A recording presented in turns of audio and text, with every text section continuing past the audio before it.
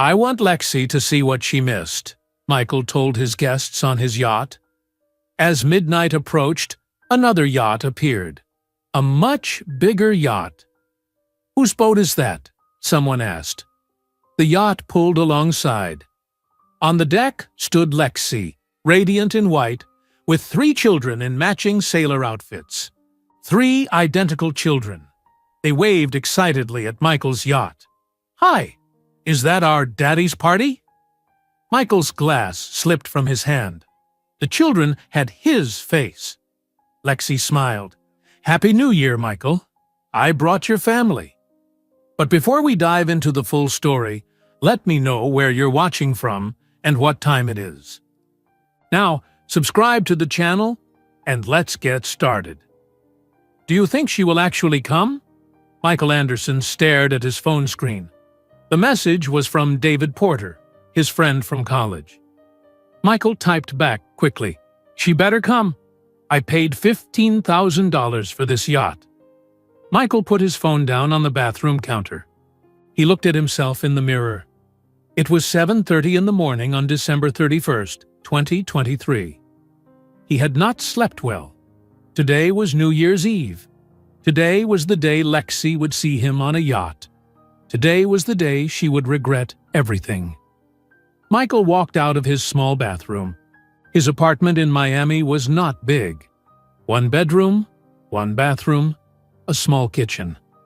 The rent was $1,200 per month. Michael worked as a real estate agent, but the market was slow. He had not sold a house in 2 months. He had 3 credit cards. All 3 cards were almost at their limit. He borrowed $5,000 from each card to rent the yacht. $15,000 total. It was more money than he had ever spent on anything. Michael opened his laptop. He looked at the photos of the yacht again. The yacht was called Ocean Dream. It was white and sleek. It had 2 levels. It could hold 30 people. Michael invited 20 guests. He sent the invitations 3 weeks ago. Everyone said yes. Everyone wanted to see Michael's yacht party. But Michael only cared about one person, Lexi Thompson, his ex-wife. They divorced 2 years ago in January 2021. Lexi filed the papers.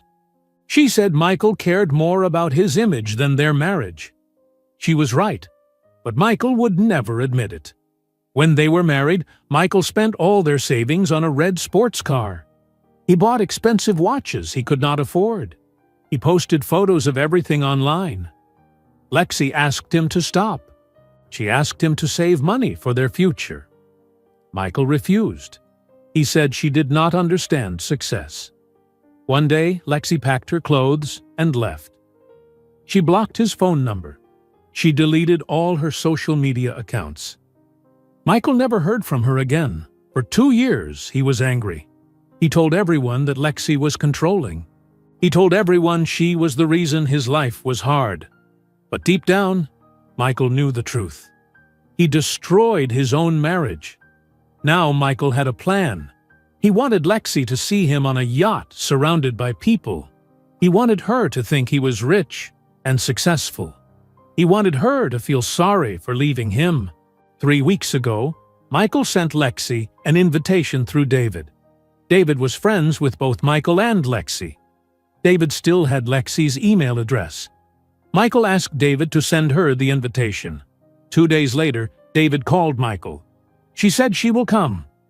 Michael smiled when he heard those words. He spent the next 3 weeks planning every detail. He bought gold balloons. He ordered expensive champagne. He made a playlist of popular songs. Everything had to be perfect. At 2 in the afternoon, Michael drove to the marina. The marina was in downtown Miami near Biscayne Bay. The water was blue and calm. Boats of all sizes filled the docks. Michael parked his car. It was a 10-year-old Honda Civic. The paint was faded. One window did not roll down anymore. Michael hated his car. It made him feel like a failure. Michael walked down the dock. He saw the yacht. It was beautiful, white and shining in the sun. A crew of 3 people stood on the deck: a captain, a bartender, a server.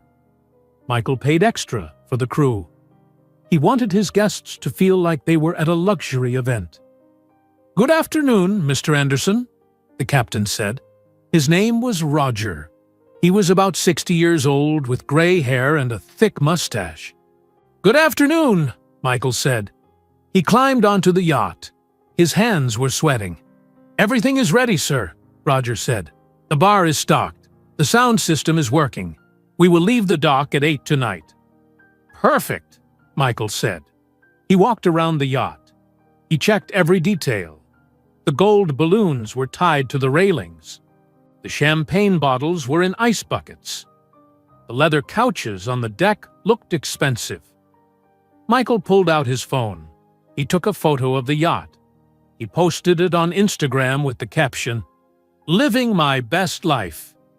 Within 5 minutes, the photo had 50 likes. Michael smiled. At 7 in the evening, Michael returned to the yacht.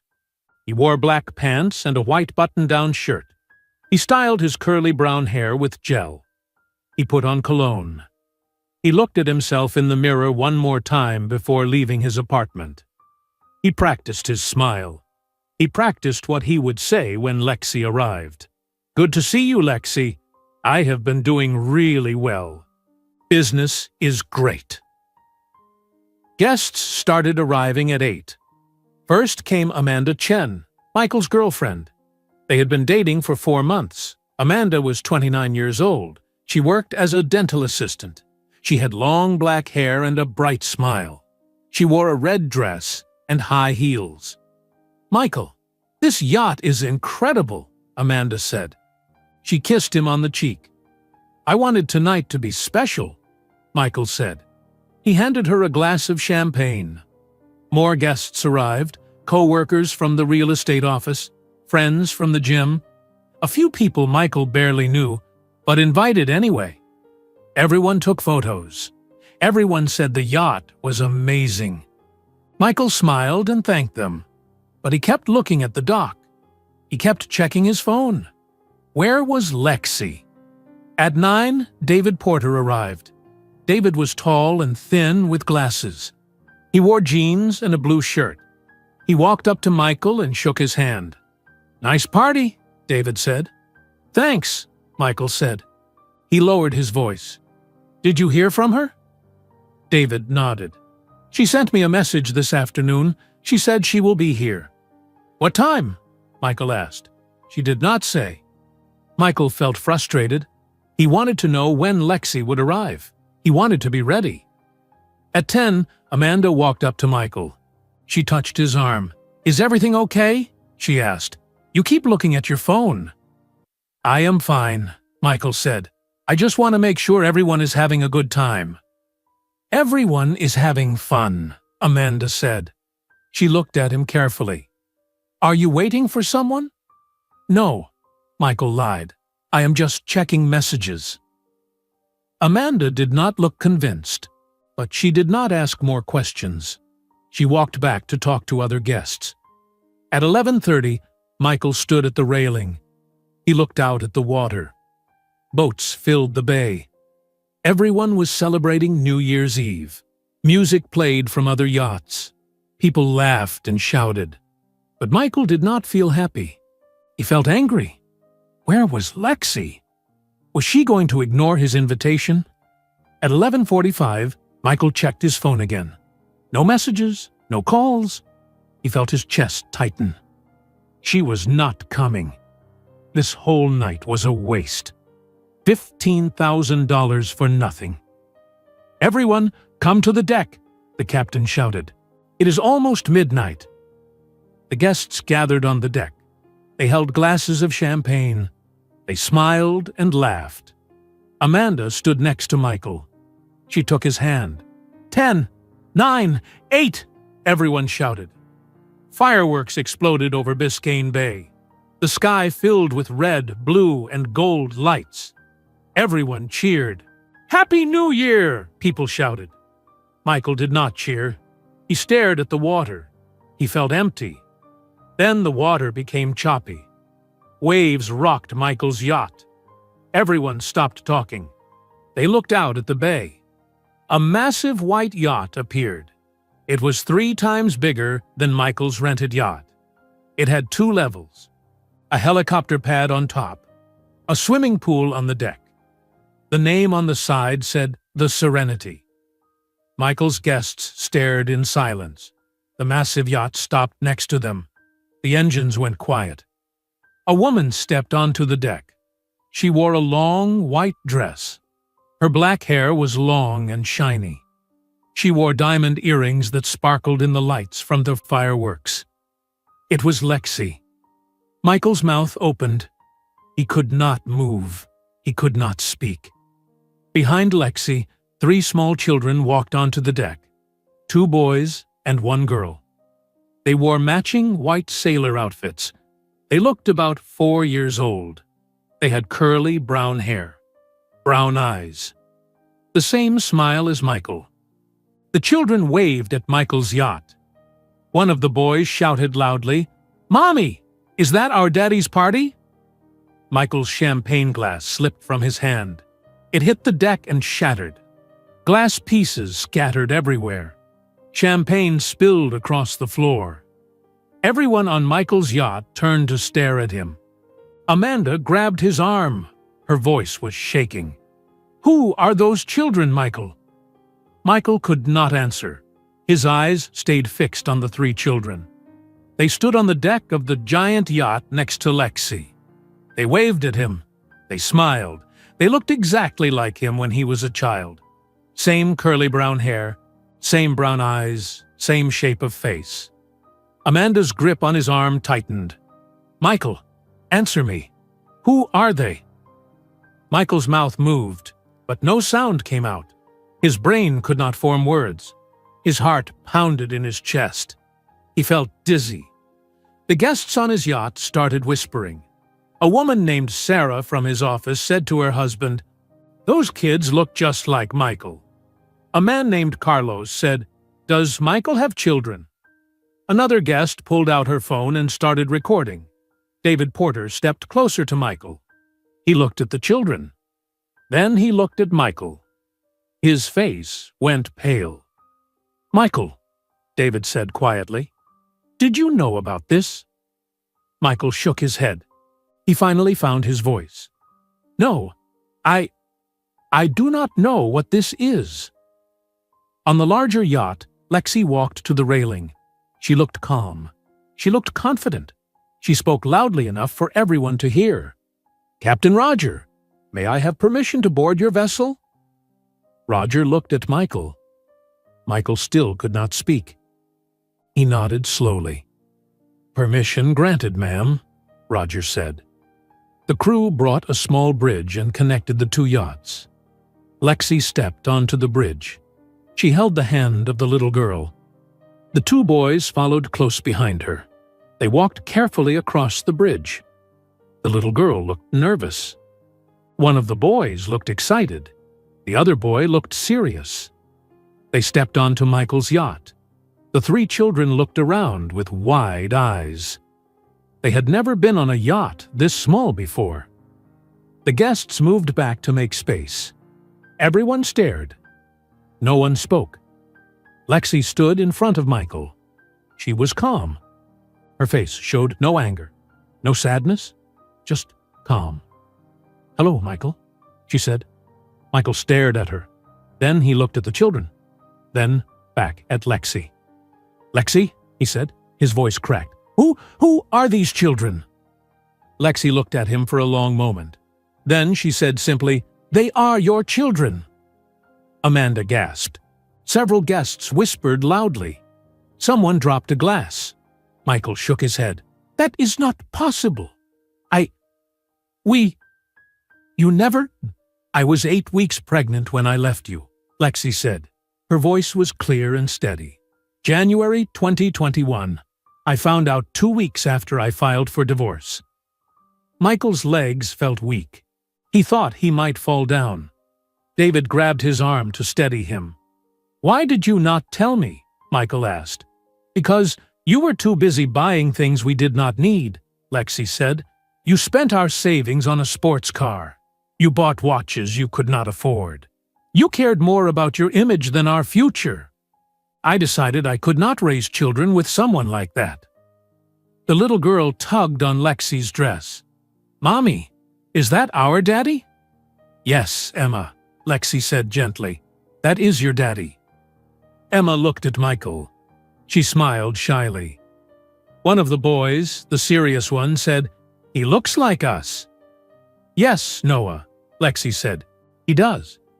The other boy, the excited one, shouted, Daddy, we have a big boat. Do you want to see it?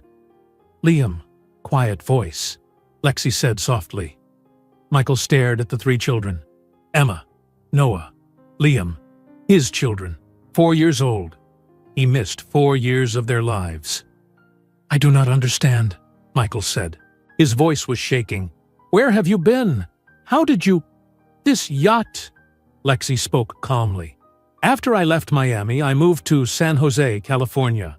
I worked 3 jobs while I was pregnant. I cleaned offices at night. I did data entry during the day. I taught coding classes on weekends. It was hard. I was pregnant with triplets and alone. Michael felt like someone punched him in the stomach. Triplets. 3 babies. Lexi carried 3 babies alone while he was posting photos of fake watches online. After they were born, Lexi continued, I started a software company. It was small at first.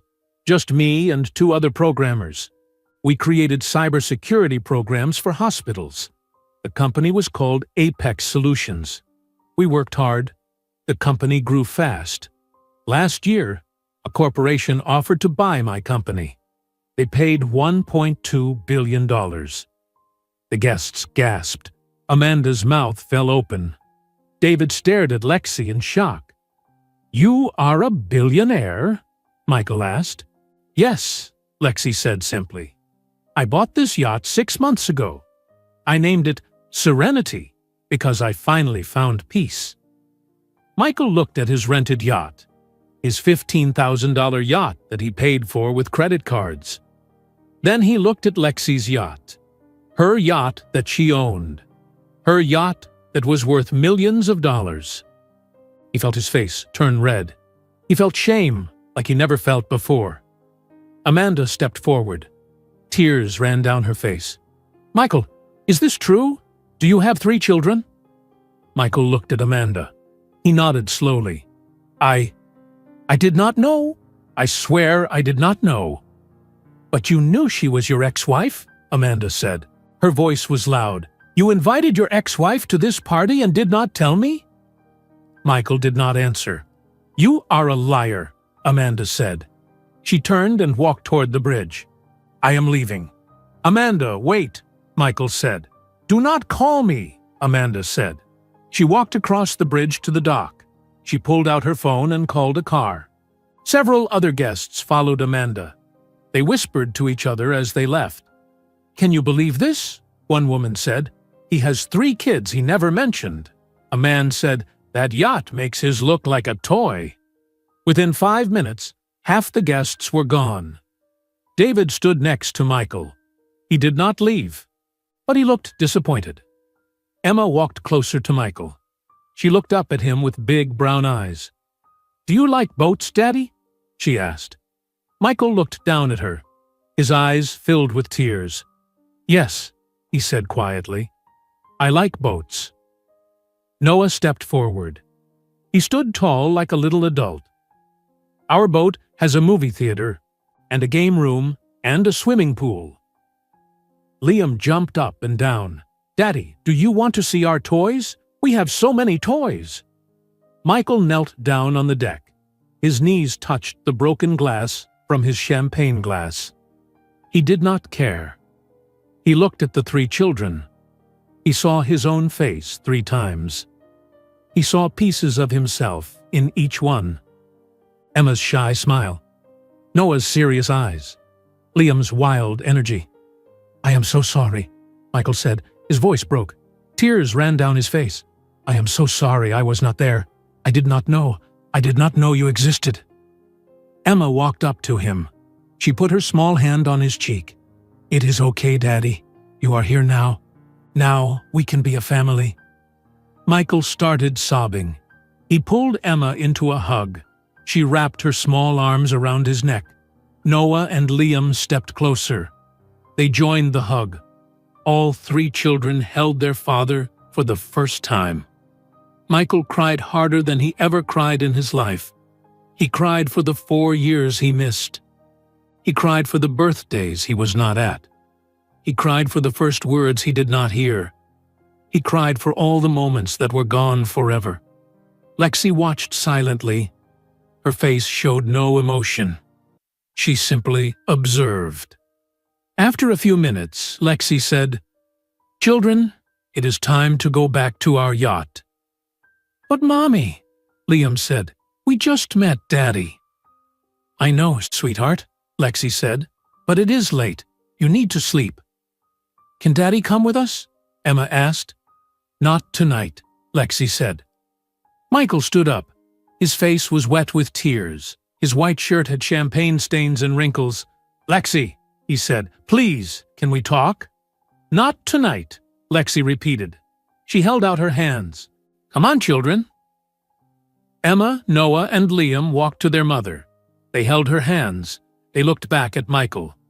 "Goodbye, Daddy," they said together. "Goodbye," Michael whispered. Lexi walked the children across the bridge back to her yacht. Michael watched them go. The huge white yacht started its engines. Slowly, it pulled away. The children stood on the deck waving. Michael waved back. The yacht disappeared into the darkness. Michael stood alone on his rented yacht. Only David and 2 other guests remained. The party was over. The gold balloons moved in the wind. Empty champagne glasses sat on tables. The music still played, but no one was dancing. David walked up to Michael. He put his hand on his friend's shoulder. "Did you really not know?" David asked. "I did not know," Michael said. His voice was flat, empty. "She never told me." "Why did you invite her tonight?" David asked. Michael looked at the water where Lexi's yacht had been. He felt sick to his stomach. "I wanted her to see this yacht," Michael said. "I wanted her to think I was successful. I wanted her to regret leaving me." David was quiet for a moment. Then he said, "Now she finally understands what you lost." Michael did not respond. David's words hung in the air. The yacht rocked gently in the water. The music finally stopped. One of the last guests walked up to say goodbye. Michael barely noticed. The yacht rental ended at 2 in the morning.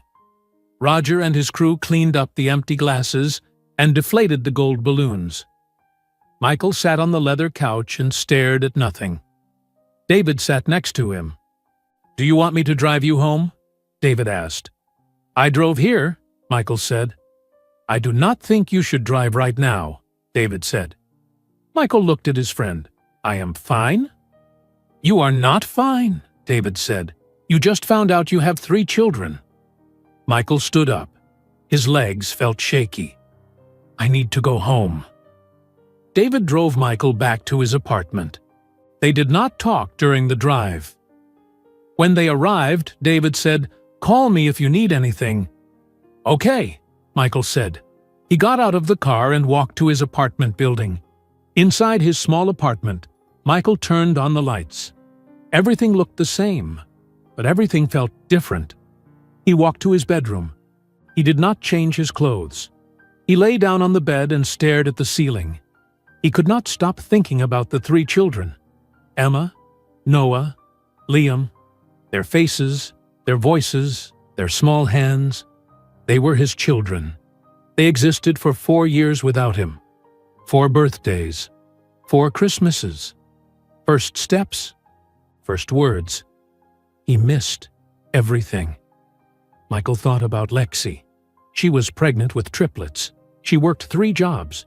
She built a company worth over $1 billion. She did all of it alone. And he was posting photos of fake watches on Instagram. Michael felt sick. He ran to the bathroom and threw up. He washed his face with cold water. He looked at himself in the mirror. His eyes were red. His face was pale. He looked like a stranger. He went back to bed, but could not sleep. Every time he closed his eyes, he saw the children waving at him from the yacht. At 6 in the morning, Michael gave up trying to sleep. He made coffee. He sat at his small kitchen table. He picked up his phone and opened Instagram. His photo of the yacht had 200 likes. People commented, "Looks amazing," and "living the dream." Michael deleted the post. Then he deleted another post, and another. He deleted every photo from the past 2 years. At 8 in the morning, Michael called his boss. His boss's name was Richard Martinez. Richard owned the real estate agency where Michael worked. "Happy New Year, Michael," Richard said. "Happy New Year," Michael said. His voice was flat. "I need to ask for some time off." "Time off?" Richard said. "We are starting the new year. This is when we make sales." "I know," Michael said, "but I have a family emergency." "What kind of emergency?" Richard asked. "I cannot explain right now," Michael said. "I just need 1 week." Richard sighed. "Fine. 1 week. But I need you back by January 8th. "Thank you," Michael said. He hung up the phone. Michael opened his laptop. He typed Lexi's name into the search engine. Lexi Thompson. Hundreds of results appeared. Articles about her company Apex Solutions. Articles about the sale of her company. Photos of her at business conferences. She wore professional clothes and stood next to important people. In every photo, she looked confident and successful. Michael found an article from 6 months ago. The headline said, "Tech billionaire Lexi Thompson buys luxury yacht." There was a photo of her yacht, the same yacht from last night. Michael kept searching. He found Lexi's company website. It listed an office address in San Jose, California. Michael searched for her home address. It took him 2 hours, but he finally found it. A real estate website showed that she bought a house in Los Gatos, California, for $4.5 million. The website showed photos of the house. Large, modern, beautiful. Michael spent the entire day and the next day searching for information. He did not eat much. He barely slept. He only thought about the children. On January 3rd, Michael made a decision. He needed to see Lexi. He needed to talk to her. He needed to understand what happened. He opened a travel website and searched for flights from Miami to San Jose. He found a flight leaving the next morning. It cost $300. Michael put it on his credit card. That night, Michael packed a small bag. He packed 4 shirts, 2 pairs of jeans, underwear, and socks. He set his alarm for 5 in the morning. On January 4th, Michael woke up before his alarm. He showered and dressed. He drove to Miami International Airport. He parked his car in the long-term parking lot. He walked to the terminal and checked in for his flight. The flight took 6 hours. Michael sat in a middle seat. A large man sat next to him and snored the entire flight. Michael stared out the small window. He watched the country pass below. Flat lands, mountains, desert. He thought about what he would say to Lexi. The plane landed at San Jose International Airport at 2 in the afternoon. Michael got off the plane and walked through the airport. He had never been to California before. The airport was busy and modern. People walked quickly with rolling suitcases. Michael went to the car rental area. He rented the cheapest car available, a small white Toyota that cost $40 per day. He put it on his credit card. The credit card was almost at its limit now. Michael put Lexi's address into his phone's map application. The drive to Los Gatos took 30 minutes. Michael drove south on the highway. The weather was sunny and warm. Palm trees lined the roads. Everything looked expensive and clean. Los Gatos was a wealthy neighborhood. Large houses sat behind tall gates. Trees covered the streets. Michael drove slowly, looking at the addresses. Finally, he found Lexi's house. Number 42 on Bella Vista Drive. The house was even more beautiful in person. Modern design with huge windows, a large front yard with green grass. A tall black metal gate surrounded the property. 2 security guards stood at the gate. They wore black uniforms and sunglasses. Michael parked his rental car on the street. He got out and walked to the gate. His heart pounded. His hands were sweating. One of the guards stepped forward. He was tall and muscular. He looked at Michael carefully. "Can I help you, sir?" the guard asked. "Yes," Michael said. His voice shook. "I need to speak with Lexi Thompson." "Do you have an appointment?" the guard asked. "No," Michael said, "but I am the father of her children." The guard's expression did not change. "Wait here." The guard pulled out a phone and made a call. He turned away and spoke quietly. Michael could not hear what he said. After 2 minutes, the guard hung up. He walked back to Michael. "Miss Thompson will see you," the guard said. He pressed a button and the gate opened slowly. Michael walked through the gate. His legs felt weak. He walked up the long driveway. He saw toys scattered on the grass. A pink bicycle with training wheels, a blue soccer ball, a small yellow trampoline, evidence of children. Michael reached the front door. It was made of dark wood with frosted glass panels. Before he could knock, the door opened. Lexi stood in the doorway. She wore jeans and a simple gray sweater. Her hair was pulled back in a ponytail. She wore no makeup. She looked tired but still beautiful. She looked at Michael for a long moment. Her face showed no emotion. "I wondered when you would show up," she said. Michael opened his mouth, but no words came out. He did not know what to say. Lexi stepped back and held the door open. "Come inside." Michael walked into the house. The entrance was bright and spacious. White walls, wood floors. A large staircase led to the second floor. And everywhere there were photos. Photos of Emma, Noah, and Liam covered the walls. Michael stopped and stared. A photo of 3 tiny babies in a hospital. They were so small. A photo of 3 toddlers sitting in high chairs covered in birthday cake. A photo of the triplets on their first day of preschool.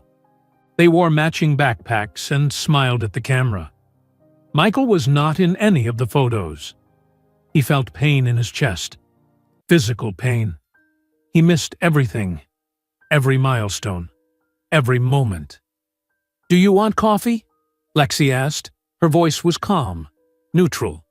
"No," Michael said. He could not stop staring at the photos. "Let us sit down," Lexi said. She walked to the living room. Michael followed her. The living room was large, with tall windows, comfortable gray couches, a coffee table with children's books stacked on it, toy bins organized neatly against the wall. Lexi sat on one couch. Michael sat across from her on another couch. They looked at each other. "Why are you here, Michael?" Lexi asked. Michael took a deep breath. His hands were shaking. He put them on his knees to keep them still. "I need to talk to you," he said. "I need to understand." "Understand what?" Lexi asked. "Everything," Michael said. His voice cracked. "Why did you not tell me you were pregnant? Why did you disappear? Why did you bring the children to my yacht?" Lexi folded her hands in her lap. She looked at Michael with her dark brown eyes. "I will answer your questions," she said. "But first, I want you to tell me the truth about something." "Okay," Michael said. "That yacht," Lexi said. "Did you own it?" Michael looked down. His face turned red. "No." "Did you rent it?" Lexi asked. "Yes," Michael said quietly. "How much did it cost?" Lexi asked. Michael hesitated. Then he said, $15,000. "Where did you get $15,000? Lexi asked. Credit cards, Michael said.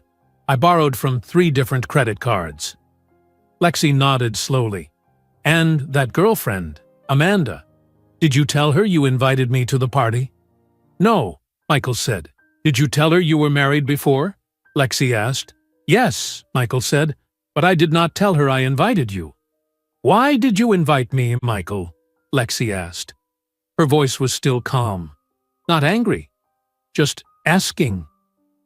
Michael looked at her. He felt ashamed, but he decided to tell the truth. I wanted you to see me on a yacht, he said. I wanted you to think I was successful.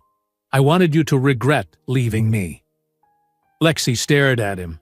Then she said, So you spent $15,000? You did not have to make me feel bad? Michael nodded. Yes, I am sorry. Lexi looked at Michael for a long moment. She did not seem angry. She seemed tired. You still do not understand, do you? Lexi said. I am trying to understand, Michael said. That is why I am here. Lexi stood up and walked to the window. She looked out at the yard where the children's toys lay scattered on the grass. When I left you in January 2021, Lexi said, I had $200 in my bank account. You spent all our savings on that red sports car. I had no money, no job in Miami, no family nearby. I was alone. Michael sat very still. He listened. I moved back to California, Lexi continued. I had friends here from college. One friend let me sleep on her couch for 3 weeks. I found 3 jobs. I cleaned offices at night from 10 until 2 in the morning. I did data entry for an insurance company from 8 until 5. I taught coding classes on Saturday mornings. I worked 7 days a week. Lexi, Michael said quietly. She held up her hand. Let me finish. 2 weeks after I started working, I felt sick every morning. I thought I had the flu. But the sickness did not go away. I went to a clinic. The doctor did an ultrasound. She told me I was 8 weeks pregnant. Then she looked at the screen for a long time. She said I was having triplets. Michael put his head in his hands. I sat in that clinic alone, Lexi said. The doctor asked if the father knew. I said no. She asked if I planned to tell him. I thought about you, Michael. I thought about how you bought a sports car instead of saving money. I thought about how you cared more about Instagram likes than our future. I decided I could not depend on you. I decided to do this alone. You should have told me, Michael said. His voice was barely a whisper. Why? Lexi asked. She turned to face him. So you could buy a fancy crib you could not afford. So you could post photos of yourself as a father while I did all the real work. I did not need that, Michael. The babies did not need that. Michael felt tears in his eyes. I could have changed. I could have helped. Could you? Lexi asked. Or would you have made it harder? Would you have spent the money for diapers on designer shoes? Would you have been at the hospital when they were born? Or would you have been at a party trying to impress strangers? Michael could not answer. He knew she was right. The pregnancy was hard, Lexi said. She sat down on the couch again. I was carrying 3 babies. My body hurt all the time. I could not work 3 jobs anymore. I quit the cleaning job. I quit the coding classes. I only kept the data entry job because I could sit down. I had no money for doctors. I went to a free clinic. I ate cheap food. Rice, beans, bread. Lexi, I am so sorry, Michael said. On March 15th, 2020, Lexi continued, I went into labor. I was 34 weeks pregnant. My friend drove me to the hospital. I was in labor for 14 hours. The doctors did an emergency surgery. They pulled out 3 tiny babies. Emma was 4 pounds. Noah was 3 pounds and 8 ounces. Liam was 3 pounds and 6 ounces. The babies stayed in the hospital for 6 weeks. I sat next to their incubators every day. I was alone. Michael was crying now. Tears ran down his face. "I should have been there." "Yes," Lexi said, "you should have been, but you were not. So I did it myself. When the babies came home, I lived on 2 hours of sleep every night. 3 babies crying at the same time. 3 babies needing to be fed. 3 babies needing diapers. My friend helped when she could, but most of the time, it was just me." "How did you survive?" Michael asked. "I did what I had to do," Lexi said. "When the triplets were 6 months old, I started working again. I did coding work from home, small projects, websites, apps. I worked while the babies napped. I worked after they went to sleep. I saved every dollar." Lexi stood and walked to a shelf. She picked up a photo. She looked at it. Then she handed it to Michael. The photo showed Lexi sitting on a couch. She looked exhausted. Dark circles under her eyes, hair messy. 3 babies slept on her chest. They were so small. Michael stared at the photo. He felt like someone was squeezing his heart. "When the triplets were 1 year old," Lexi said, "I had an idea. Hospitals needed better cybersecurity. Medical records were getting stolen. Patient information was not safe. I knew I could build a better system. I found 2 other programmers who believed in my idea. We worked together. We called the company Apex Solutions." "I read about your company online," Michael said. "We started small," Lexi said. 1 hospital bought our program. Then another. Then 10 hospitals. Then 50. The company grew fast. I hired more people. I moved into an office. But I still raised the triplets. I brought them to the office sometimes. I hired a nanny to help.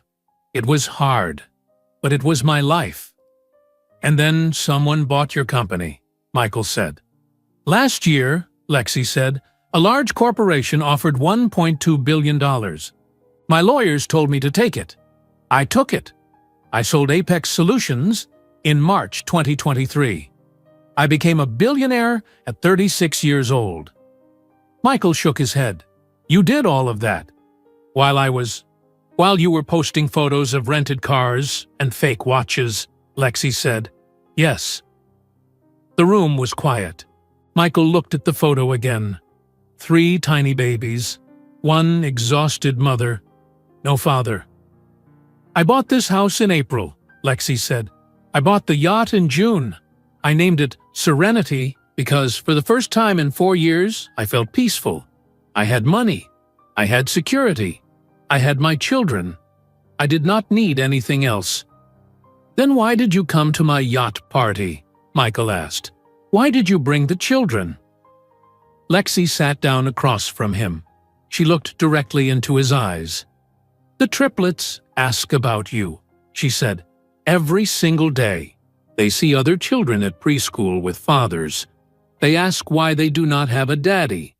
I always told them the truth. I said their daddy lives far away. I said maybe one day they will meet him." "They wanted to meet me," Michael said. "Yes," Lexi said. "Emma asks about you every night before bed. Noah draws pictures of what he thinks you look like. Liam tells his friends he has a daddy he just has not met yet. They needed to meet you. I decided it was time." "You could have called me," Michael said. "You could have sent a letter." "I could have," Lexi agreed. "But I wanted you to see something. I wanted you to see what you missed. I wanted you to feel the weight of your choices. When David told me about your yacht party, I knew it was the perfect time. You were still trying to impress people. You were still living a fake life. I wanted you to see what a real life looks like." Michael looked down at his hands. "You wanted to hurt me." "No," Lexi said. "I do not care enough about you to want to hurt you. I did this for the children. They needed to see their father. And you needed to see them." Michael looked up. "Can I be part of their lives? Please, Lexi. I know I do not deserve it. I know I failed. But they are my children. I want to know them. I want to be their father." Lexi was quiet for a long time. She studied Michael's face. She looked for signs that he was lying, signs that this was another performance. "If you want to be their father," Lexi finally said, "you have to prove you changed. You cannot show up for 3 months and then disappear. You cannot make promises and break them. These are children, Michael. They will love you if you let them. But if you hurt them, if you leave them, I will never forgive you." "I will not leave," Michael said. "I promise." "Promises mean nothing," Lexi said. "Actions matter. If you want to be part of their lives, there are conditions." "Anything," Michael said. "I will do anything." Lexi held up one finger. "First, you have to move to California. You cannot be a father from Miami. You have to be here." "Okay," Michael said. Lexi held up a second finger. "Second, you have to go to therapy. You have issues with money and self-worth. You need to fix those issues before you can be a good father." "Okay," Michael said. Lexi held up a third finger. "Third, you can only see the children once a week for the first 3 months. 1 visit, 3 hours, that is all.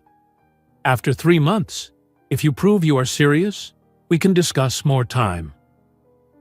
"3 hours a week?" Michael asked. "That is not very much." "That is what I am offering," Lexi said. Her voice was firm. "Take it or leave it." Michael thought about it. 3 hours a week was not enough. But it was better than nothing. It was a start. "I will take it," Michael said. "I agree to everything. I will move here. I will go to therapy. I will see them once a week. Whatever you want." Lexi stood up. "Then go back to Miami. Pack your things. Move here. Find an apartment. Find a therapist. When you are settled, email me. I will schedule the first visit." Michael stood up too. "When can I see them? The children, are they here?" "They are at preschool," Lexi said. "They will be home at 3. Michael looked at his watch.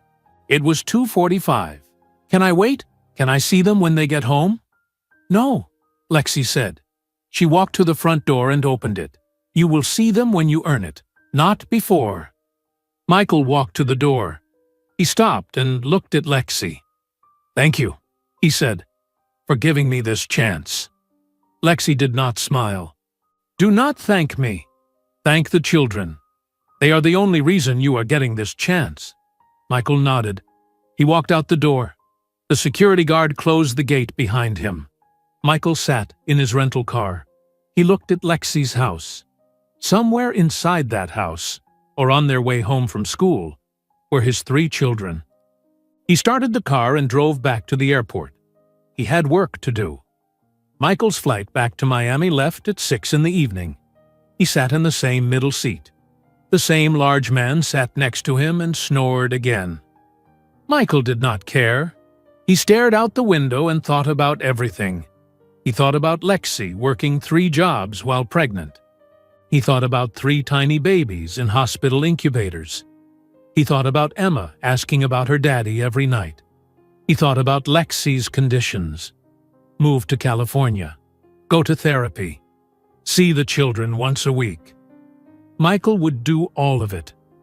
The plane landed in Miami at 2 in the morning on January 5th. Michael drove home from the airport. The streets were empty. He parked his old Honda Civic in front of his apartment building. He walked inside and turned on the lights. Michael looked around his small apartment. 1 bedroom, 1 bathroom, cheap furniture. This place never felt like home. It was just a place to sleep between parties and fake social media posts. He would not miss it. Michael did not sleep that night. He sat at his kitchen table and made a list. Everything he needed to do. Tell his boss, break his lease, pack his belongings, call his parents, drive to California. At 8 in the morning, Michael called Richard Martinez. "Michael," Richard said, "are you back from your emergency?" "Yes," Michael said. "I need to talk to you about something important." "What is it?" Richard asked. I am quitting, Michael said. I am giving you 2 weeks' notice. There was silence on the phone. Then Richard said, You are quitting? Why? I need to move to California, Michael said, for personal reasons. Personal reasons? Richard repeated. Michael, you have worked here for 5 years. You are one of my best agents when you actually focus. What personal reasons? I cannot explain right now, Michael said. I am sorry, but I have to leave. Richard sighed loudly. Fine, 2 weeks. Your last day will be January 19th. But I am disappointed, Michael. I understand, Michael said. Thank you for everything. Michael hung up the phone. One task done. Next he called his landlord. His landlord's name was Stephen Chen. Stephen owned the apartment building.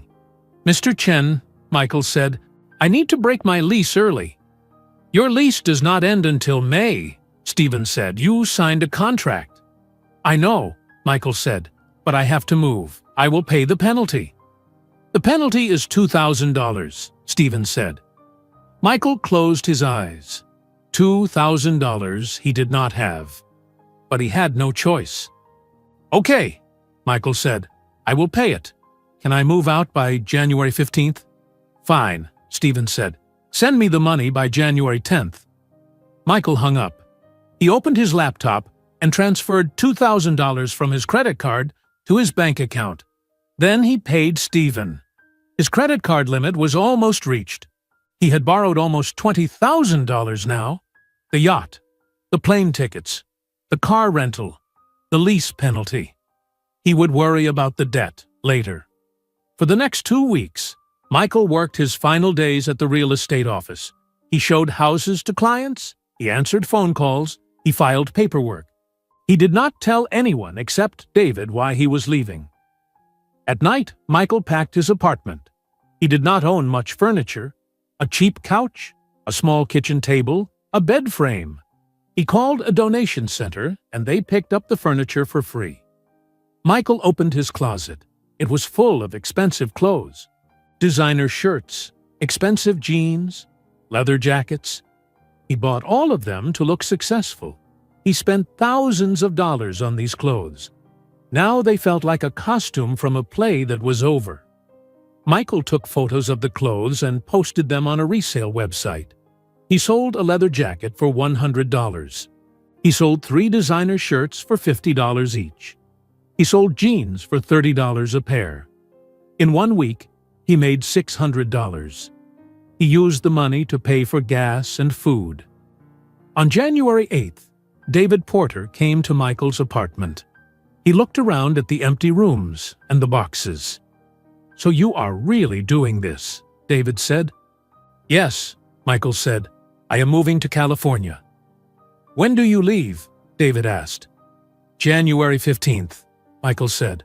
I will drive. It takes about 4 days. David sat on one of the few remaining chairs. Michael, can I ask you something? Sure, Michael said. Why did you not know about the kids? David asked. Did Lexi really never tell you she was pregnant? She never told me, Michael said. She found out after we divorced. She decided not to tell me. That seems wrong, David said. You had a right to know.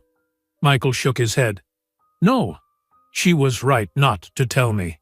I would have made everything worse. I was not ready to be a father. I am barely ready now. You are doing the right thing, David said. Moving there, trying to be in their lives. I have to try, Michael said. They are my children. David stood up. He hugged Michael. Good luck, man. Stay in touch. I will, Michael said. Thank you for everything. After David left, Michael made another difficult call. He called his parents in Tampa. His mother answered on the 3rd ring. Michael? His mother said. Her name was Patricia Anderson. Is everything okay? You never call. Hi, Mom, Michael said. I need to tell you something. What is it? Patricia asked. Michael heard worry in her voice. I have 3 children, Michael said. Silence. Mom? Michael said. Are you there? You have children? Patricia said slowly. Since when? With who? With Lexi, Michael said. My ex-wife. She was pregnant when we divorced. She had triplets, 3 kids, 2 boys and a girl. They are 4 years old. Patricia started crying. Oh my God! Michael, 3 grandchildren? I have 3 grandchildren I never met? Yes, Michael said. I just found out on New Year's Eve. I did not know. Lexi never told me. Why not? Patricia asked. Because I was not a good husband, Michael said, and she did not think I would be a good father.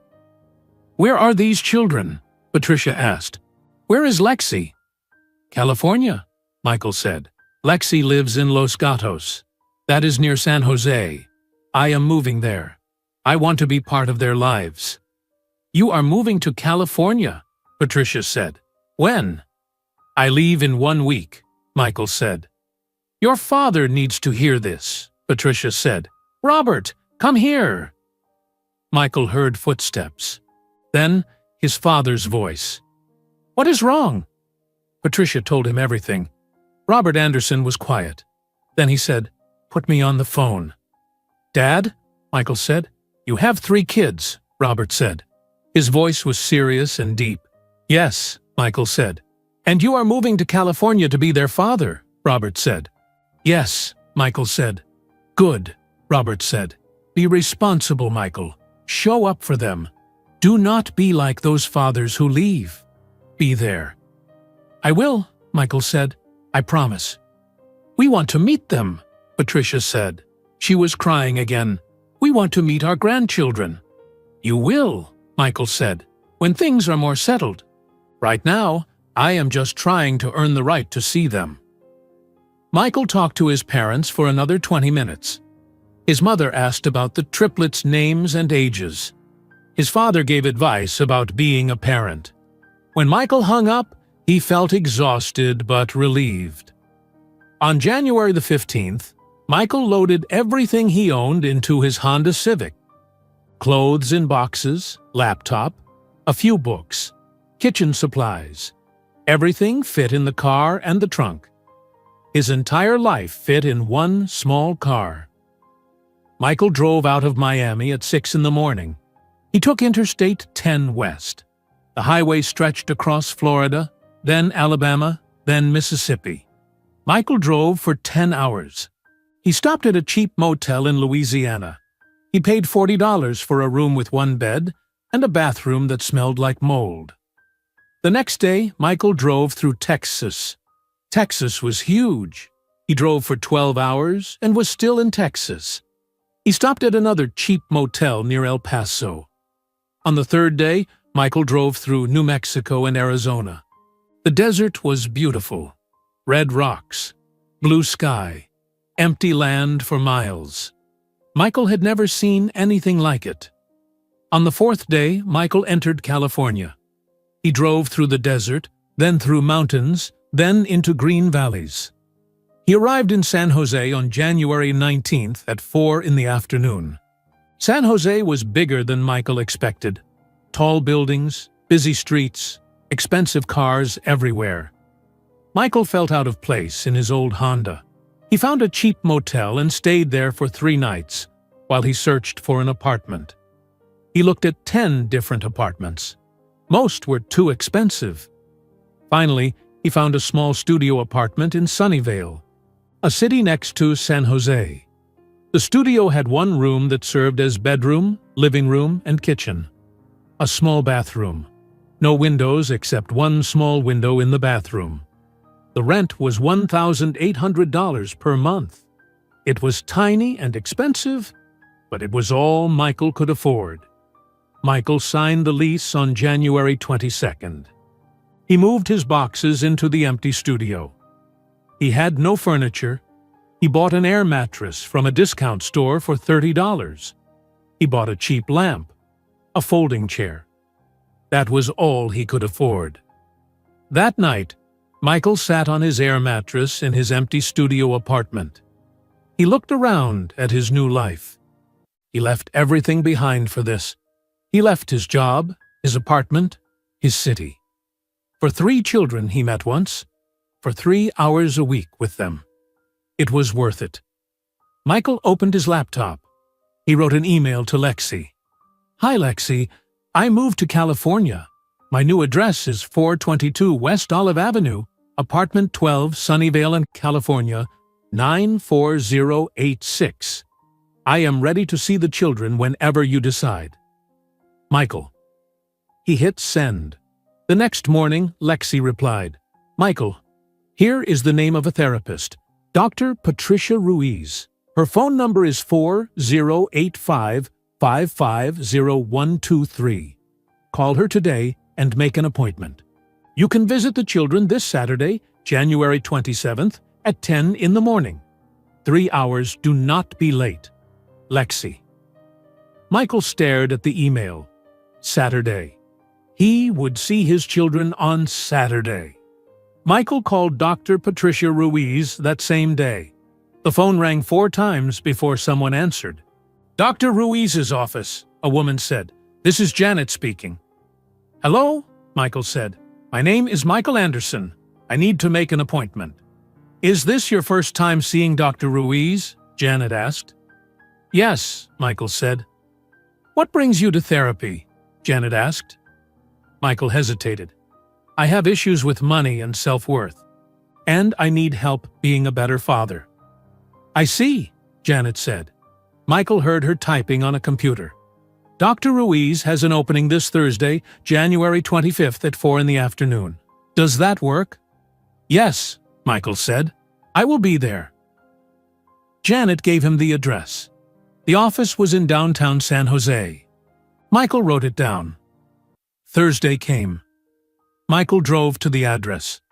It was a tall building with offices for doctors, lawyers, and therapists. He took the elevator to the 5th floor. The office was small and quiet. Soft music played. The walls were painted light blue. Janet sat at the front desk. She was a woman in her 30s, with red hair. She smiled at Michael. "Mr. Anderson?" she asked. "Yes," Michael said. "Fill out these forms," Janet said. She handed him a clipboard with papers. "Dr. Ruiz will see you in a few minutes." Michael sat in the waiting room and filled out the forms.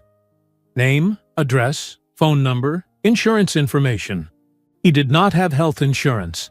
He checked the box that said he would pay out of pocket. After 10 minutes, a door opened. A woman stepped out. She was about 50 years old, with short brown hair and kind eyes. She wore black pants and a blue sweater. "Michael?" she said. "Yes." Michael stood up. "I am Dr. Patricia Ruiz," she said. She shook his hand. "Come in." Michael followed her into a small office. 2 comfortable chairs faced each other. A small table sat between them with a box of tissues. The walls had certificates and paintings of peaceful landscapes. "Please sit," Dr. Ruiz said. Michael sat down. He felt uncomfortable. He had never been to therapy before. "This is your first time in therapy," Dr. Ruiz said. It was not a question. "Yes," Michael said. "I do not really know how this works." "It is simple," Dr. Ruiz said. "You talk, I listen. I ask questions. We work together to understand your thoughts and behaviors. Everything you say here is private." "Okay," Michael said. "Tell me why you are here," Dr. Ruiz said. Michael took a deep breath. Then he told her everything. The yacht party, the 3 children, Lexi's conditions, moving to California. Dr. Ruiz listened without interrupting. She took a few notes. When Michael finished, she said, "Why do you think Lexi requires therapy as a condition?" "She said I have issues with money and self-worth," Michael said. "Do you agree?" Dr. Ruiz asked. Michael thought about it. Then he said, "Yes, I do." "Tell me about your relationship with money," Dr. Ruiz said. Michael talked about growing up poor in Tampa. He talked about wearing old clothes and watching rich kids at school. He talked about promising himself that one day everyone would see him as successful. "And did that promise make you happy?" Dr. Ruiz asked. No, Michael admitted. It made me spend money I did not have. It made me lose my wife. It made me miss 4 years with my children. What do you want now? Dr. Ruiz asked. I want to be a good father, Michael said. I want my children to know me. I want them to trust me.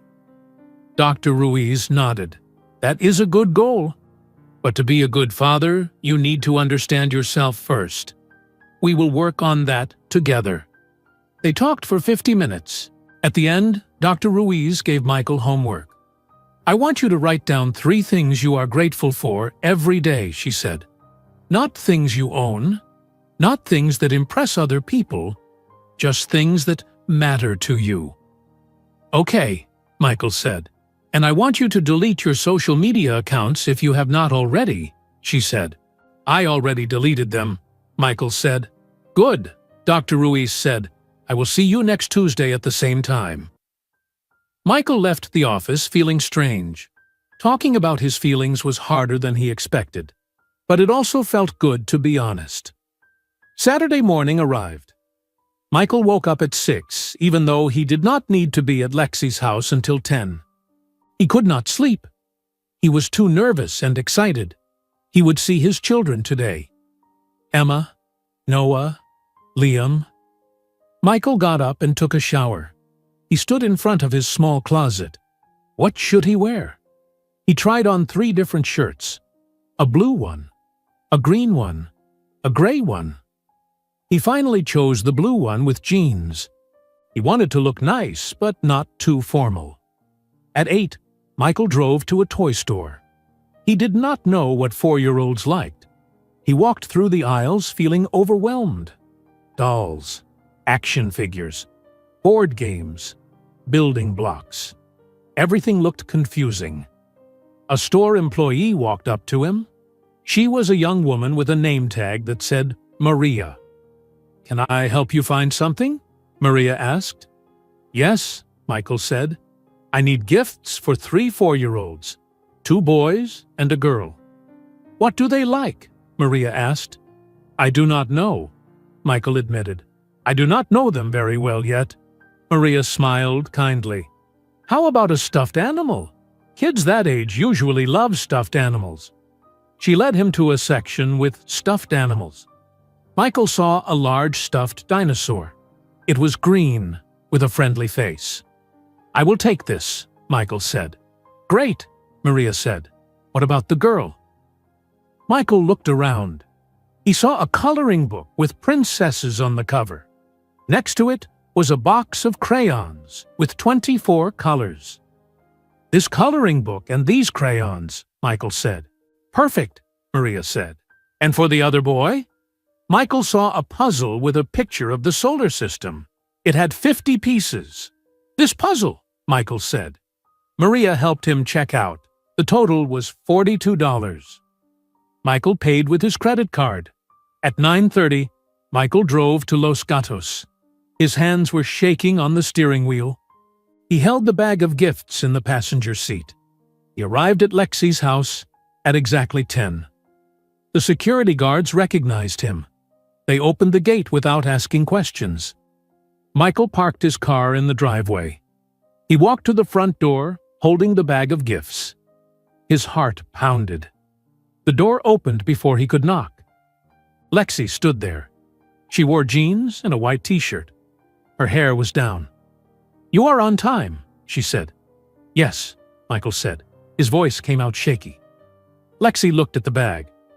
What is that? Gifts, Michael said. For the kids. Is that okay? Lexi paused. Then she said, It is fine. Come in. Michael walked inside. He heard children's voices coming from somewhere in the house. Laughter, the sound of toys. His chest felt tight. They are in the playroom, Lexi said. She led him down a hallway. The playroom was large and bright. Toys filled shelves along the walls. A small table sat in the corner with art supplies. 3 children sat on the floor playing with building blocks. Emma looked up first.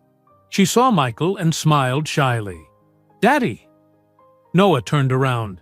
He stared at Michael seriously. Liam jumped up and ran across the room. "Daddy!" Liam shouted. He crashed into Michael's legs and hugged them. Michael knelt down. He wrapped his arms around Liam. The little boy felt so small and warm.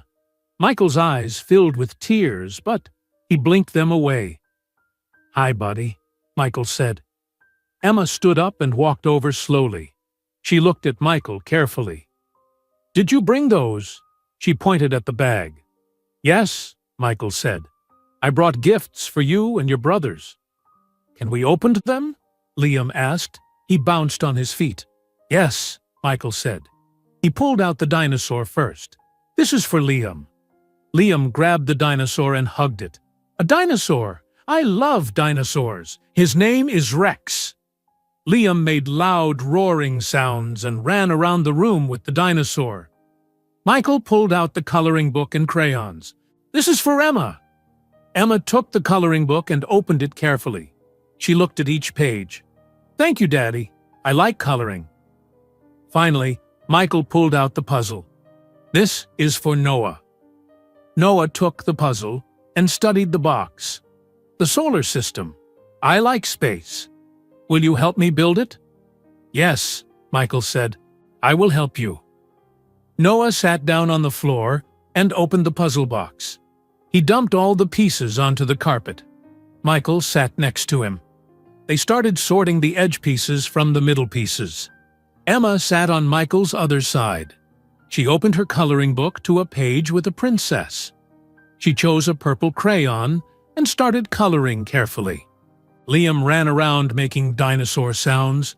He stomped his feet and roared. Then he came over and showed Michael his dinosaur. "Look, Daddy, Rex is eating a building." "That is great, buddy," Michael said. Lexi sat in a chair near the door. She watched everything. She did not smile or talk. She just observed.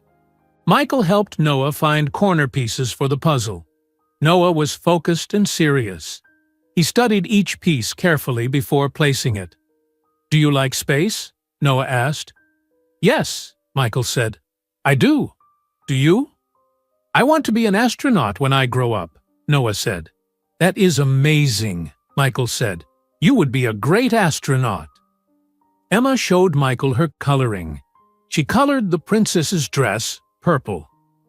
"Purple is my favorite color," she said. "It is a beautiful color," Michael said.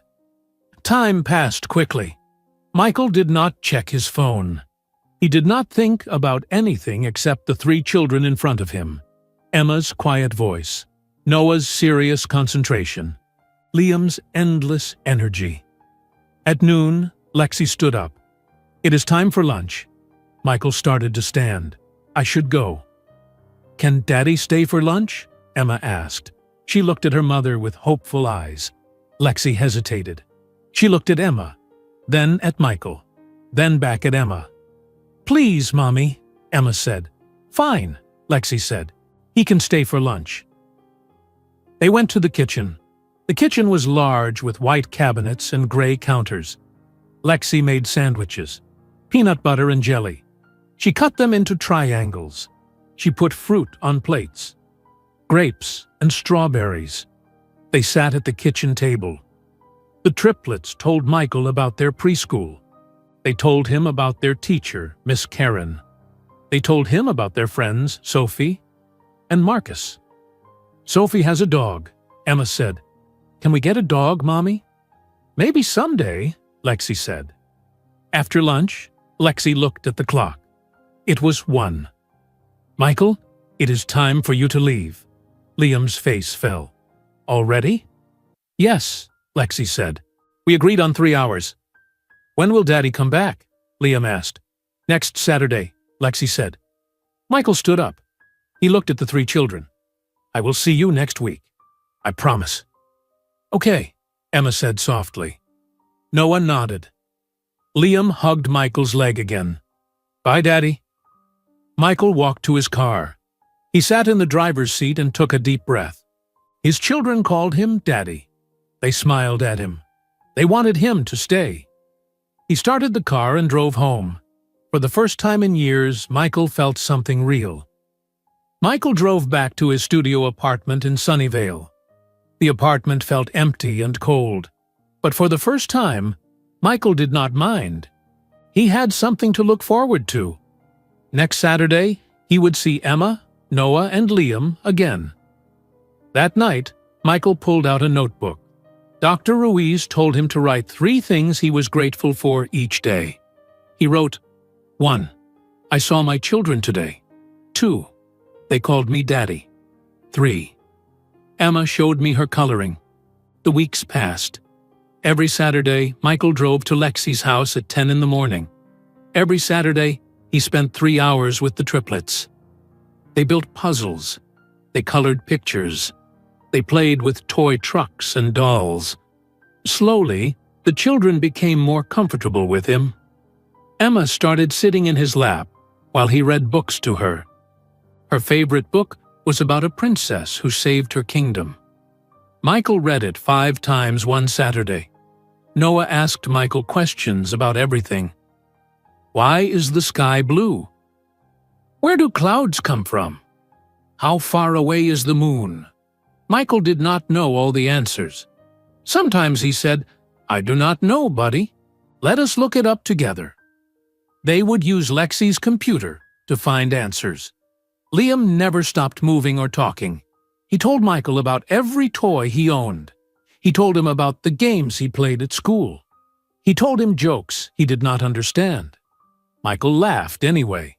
Every Tuesday, Michael went to therapy with Dr. Ruiz. They talked about his childhood. They talked about his fear of being seen as worthless. They talked about his need for validation from strangers. Why do you think you measure your worth by what others think? Dr. Ruiz asked one session. Michael thought about it.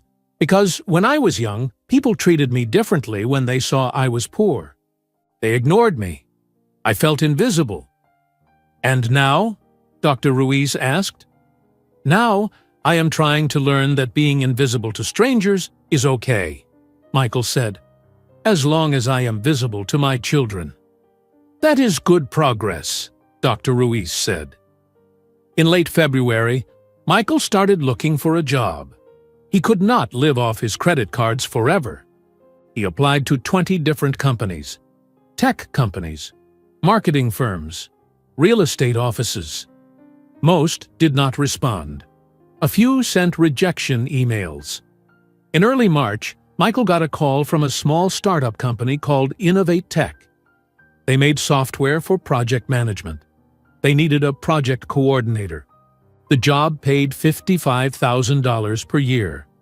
It was less than Michael made in real estate, but it was steady. Michael went to the interview. He wore simple clothes, a white shirt and black pants. No expensive watch, no designer shoes. He answered questions honestly. He did not exaggerate his experience. He did not try to impress anyone. 3 days later, they offered him the job. Michael started on March 11th. The work was different from real estate. Michael sat at a desk and managed schedules. He coordinated meetings. He tracked project deadlines. It was not exciting, but Michael liked it. His co-workers were friendly. His boss, a woman named Jennifer Patel, was fair and clear with her expectations. Michael worked hard. He arrived on time every day. He stayed late when needed. He did not complain. He did not try to take credit for other people's work. He just did his job. One Saturday in late March, after spending 3 hours with the triplets, Michael asked Lexi a question. Can I have more time with them? Michael asked. 3 hours every Saturday is not enough. I want to take them places. I want to do things with them. Lexi looked at him for a long moment. Where would you take them? The park, Michael said, or the zoo, or just out for ice cream. I want to be a real father, not just a visitor. Lexi crossed her arms. Let me think about it. A week later, Lexi called Michael. You can take the children to the park next Saturday. 3 hours, but there are rules. Okay, Michael said. You must bring them back exactly on time. Lexi said. "You must keep your phone on. You must not buy them too much junk food, and you must watch them carefully. Do you understand?" "Yes," Michael said. "I understand." "If anything happens to them, Michael," Lexi said, her voice serious, "you will never see them again." "Nothing will happen," Michael said. "I promise." On Saturday, April 1st, Michael picked up the triplets from Lexi's house. It was the first time he was alone with them. No Lexi watching from a chair. Just Michael and 3 4-year-olds. Michael felt terrified and excited at the same time. He drove them to Vasona Lake County Park in Los Gatos. The park was beautiful with tall trees, green grass, and a large lake. Families walked on paths. Children played on swings and slides. "Can we go to the playground?" Liam shouted. "Yes," Michael said, "but stay where I can see you." The triplets ran to the playground. Emma went to the swings. "Push me, Daddy!" Michael pushed her on the swing. She laughed and kicked her legs. "Higher!" Noah climbed on the monkey bars. He reached for the 3rd bar but could not grab it. Michael walked over and lifted him slightly. "Try now." Noah grabbed the bar and swung across. "I did it!" Liam went down the slide over and over. "Watch me, Daddy! Watch me!" Michael watched. He counted. Liam went down the slide 17 times. After an hour, they walked around the lake. Ducks swam in the water. Liam pointed at them. "Can we feed the ducks?" Michael saw a vendor selling bags of duck food. He bought 1 bag for $3. The triplets threw food to the ducks. The ducks swam closer and quacked loudly. The children giggled. Michael watched them and felt happiness he had never felt on his rented yacht. This was real. This mattered. At noon, they had a picnic. Michael packed sandwiches, apple slices, and juice boxes.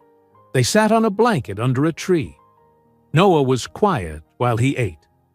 Then he said, "Daddy, can I tell you something?" "Of course," Michael said. "There is a boy at school named Tyler," Noah said. "He is mean to me. He pushed me yesterday." Michael put down his sandwich. "He pushed you? Did you tell your teacher?" "No," Noah said. "I was scared." "Noah," Michael said gently, "if someone hurts you, you need to tell a grown-up. Your teacher is there to help you. Will you tell her next time?" Noah nodded. "Okay." Michael felt proud that Noah trusted him with this. It was a small moment, but it was important. After lunch, they played soccer in an open field. Michael was not good at soccer. He missed the ball when he tried to kick it. The triplets laughed. Michael laughed too. At 3, Michael drove them back to Lexi's house. He was exactly on time. The children ran inside talking excitedly about the ducks and the playground. Lexi stood at the door.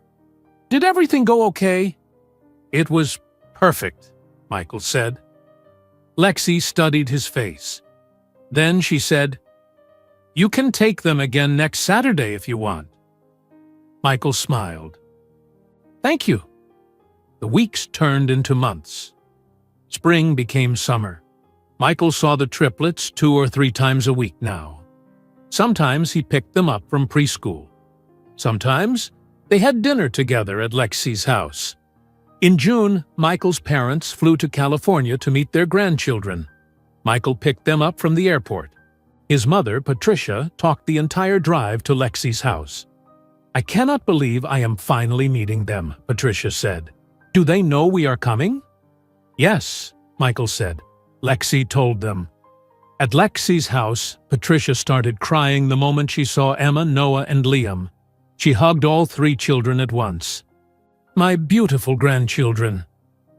Michael's father, Robert, was quieter, but he got down on the floor and played trucks with Liam.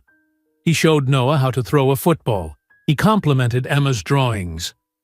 Lexi was polite to Michael's parents, but kept her distance. She did not pretend they were all one big happy family.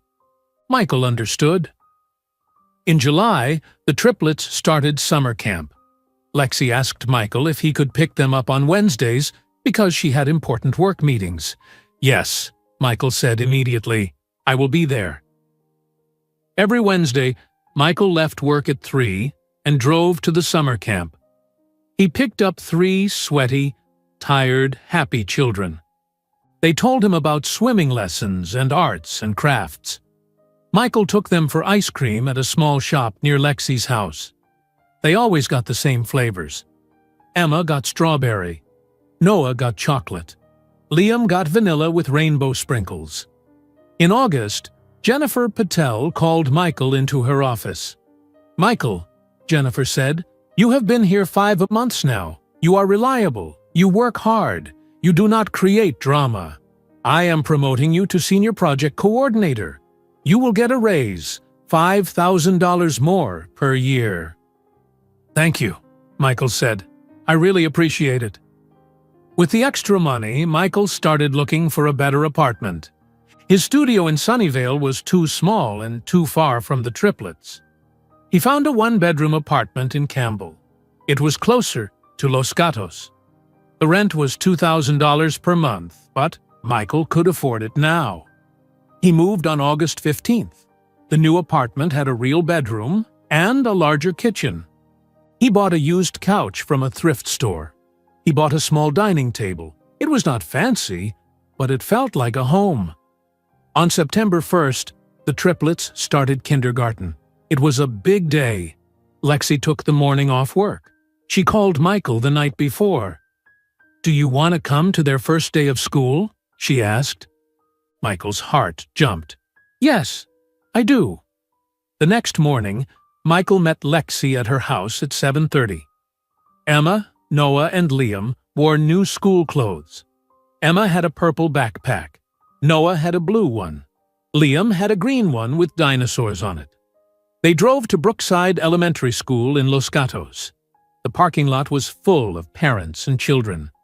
Everyone looked excited and nervous. Michael walked with Lexi and the triplets to the kindergarten classroom. The room was bright with colorful posters and small desks. The teacher, a young woman named Miss Rodriguez, greeted each child. Emma held Noah's hand. She looked scared. Noah stood tall, trying to be brave. Liam waved at everyone. "Bye, Mommy! Bye, Daddy!" Liam shouted. Michael felt his throat tighten. They called him Daddy in front of everyone, in front of teachers and other parents. He was their father. The triplets walked into the classroom. Michael and Lexi stood outside watching through the window. "They are growing up so fast," Lexi said quietly. "Yes," Michael said. They walked back to the parking lot together. When they reached their cars, Lexi turned to Michael. "You have been showing up for 6 months now," she said. "I see that you are trying. The kids love you." Michael did not know what to say. "Thank you for giving me this chance." "I am willing to create a formal custody arrangement," Lexi said.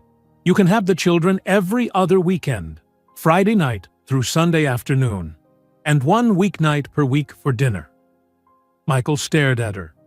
"Are you serious?" "Yes," Lexi said. "The triplets deserve to have their father in their lives consistently. You have proven you are serious about this." Michael felt tears in his eyes. "Thank you, Lexi. Thank you so much." "Do not thank me yet," Lexi said. "Just keep showing up." Michael drove home in a daze. Every other weekend, 1 weeknight per week. He would have his children in his life regularly.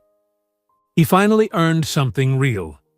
That night, Michael called Dr. Ruiz. It was after office hours, but she told him he could leave messages any time. He called her voicemail. "Dr. Ruiz, this is Michael. I just wanted to tell you something. Lexi said I can have the children every other weekend and 1 night per week. I have been working toward this for 6 months. I cannot believe it is real. Thank you for your help." The first weekend Michael had the triplets was September 8th. Lexi dropped them off at his apartment in Campbell on Friday at 6 in the evening. She looked around his small apartment. One bedroom, a used couch, a small kitchen table, toys in a corner that Michael bought for them. "Where will they sleep?" Lexi asked. "I bought an air mattress," Michael said. "They can sleep in the bedroom. I will sleep on the couch." Lexi looked uncertain. "Are you sure you can handle them for a whole weekend?" "Yes," Michael said. "I promise." "I will be 20 minutes away if you need anything," Lexi said. She knelt down and hugged each child. "Be good for Daddy. I will pick you up Sunday at 5. After Lexi left, the triplets looked around the apartment. It was much smaller than their house. Emma walked to the window. "We can see the street from here." "Yes," Michael said. "Do you guys like pizza? We can order pizza for dinner." "Yes!" all 3 children shouted. Michael ordered 2 pizzas, cheese for Emma, pepperoni for Noah and Liam. They ate at the small kitchen table. Liam got sauce all over his face. Emma ate carefully and slowly. Noah asked Michael questions. "Do you live here all by yourself?" Noah asked. "Yes," Michael said. "Just me. But now you will visit me here." "It is small," Noah said, "but I like it." After dinner, they watched a movie. Michael let them choose. They picked an animated movie about talking animals. They all sat on the couch together. Emma fell asleep halfway through with her head on Michael's shoulder. Liam fell asleep near the end, curled up on Michael's lap. Noah stayed awake until the credits. At 8:30, Michael carried Emma to the bedroom. He woke up Liam and Noah. "Time to brush teeth and get ready for bed." He helped them brush their teeth. He found their pajamas in the bag Lexi packed. He tucked them into the air mattress. All 3 children lay side by side. "Will you read us a story?" Emma asked. Michael read them 2 stories. Then he turned off the light. "Good night. I will be right outside on the couch if you need me." "Good night, Daddy," they said together. Michael lay on the couch. His apartment was quiet. He listened for sounds from the bedroom. He heard soft breathing. His children were sleeping in his apartment. His home. Saturday morning, Michael woke up at 6. He heard small footsteps. Liam walked out of the bedroom, rubbing his eyes. "Good morning, buddy," Michael said. "I am hungry," Liam said. Michael made pancakes. He was not a good cook, but he tried. The pancakes were uneven, and some were burned.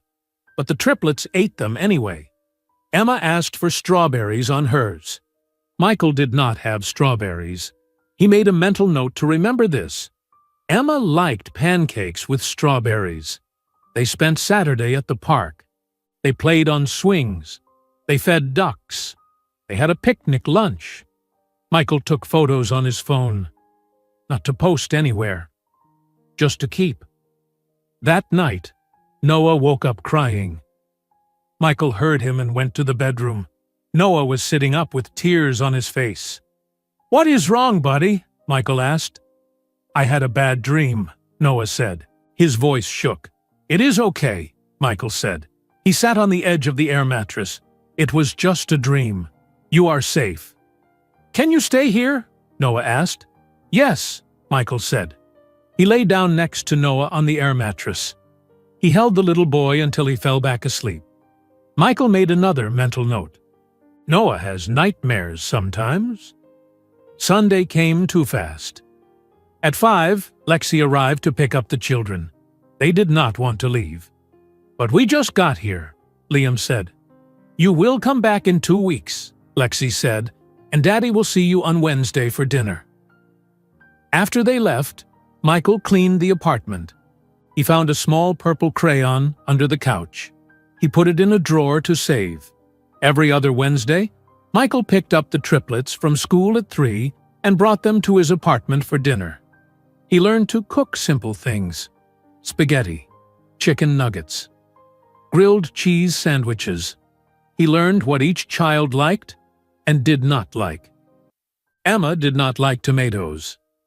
Noah did not like green beans. Liam was allergic to strawberries and would get a rash.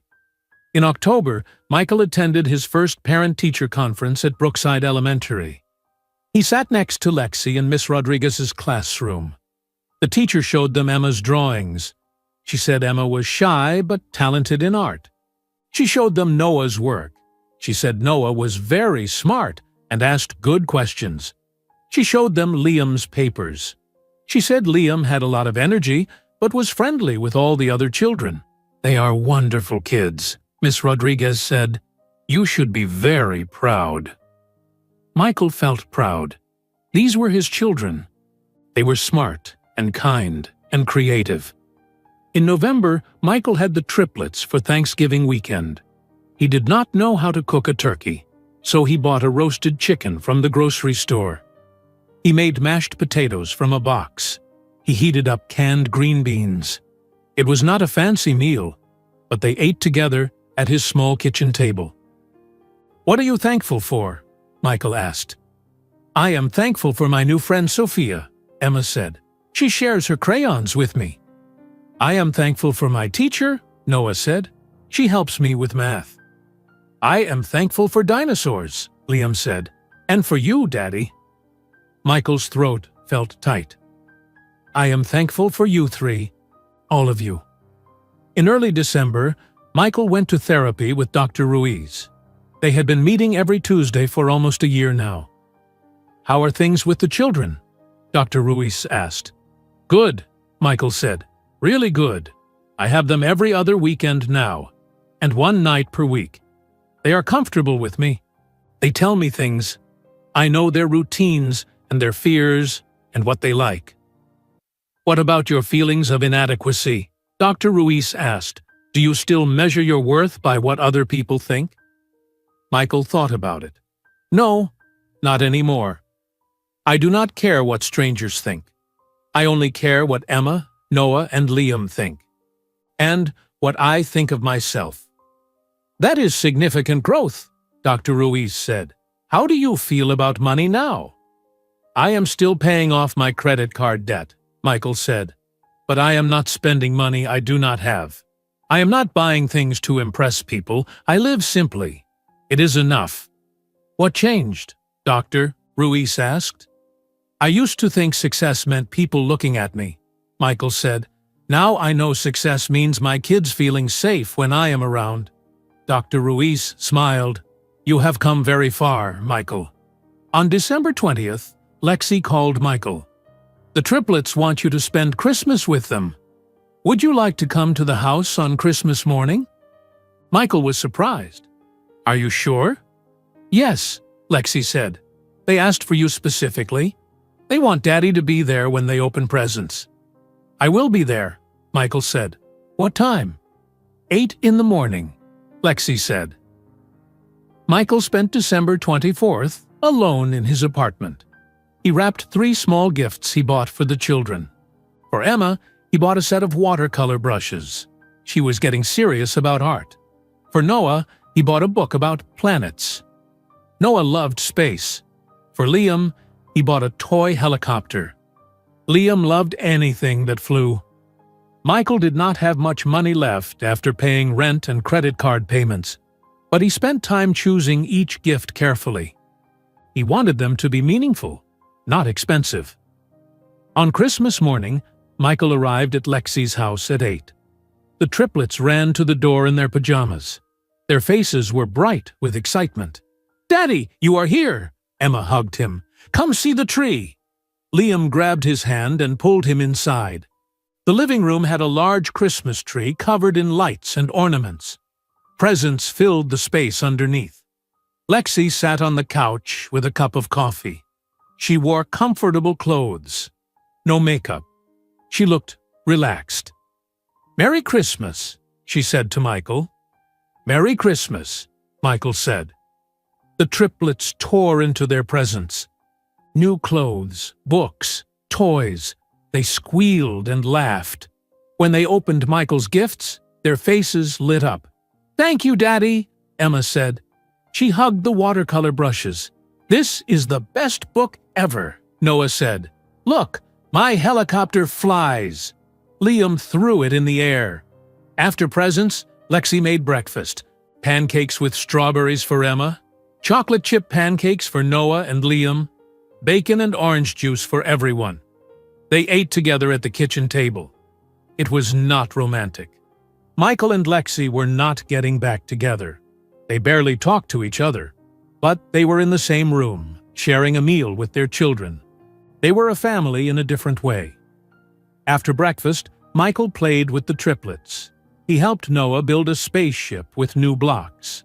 He painted with Emma using her new brushes. He flew the helicopter with Liam around the living room. Lexi watched from the couch. She looked peaceful.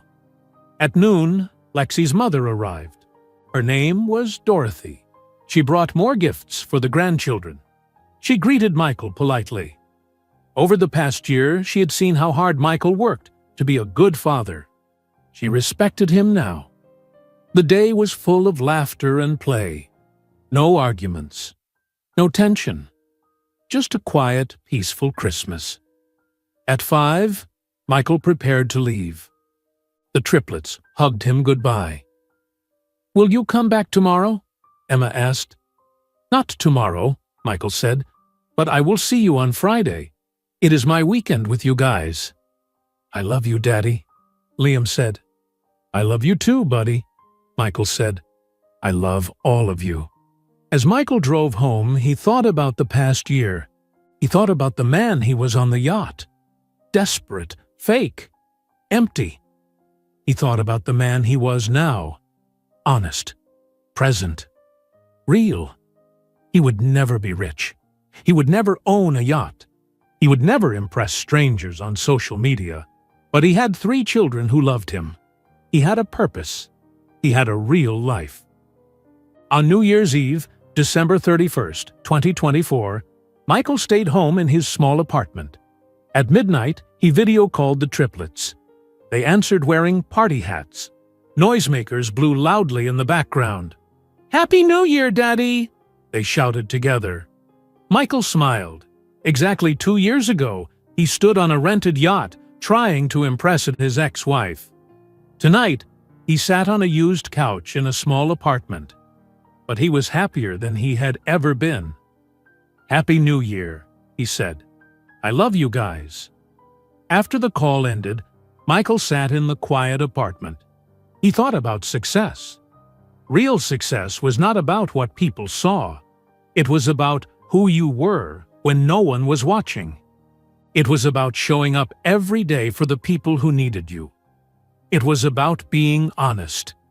It was about love that required work, not applause.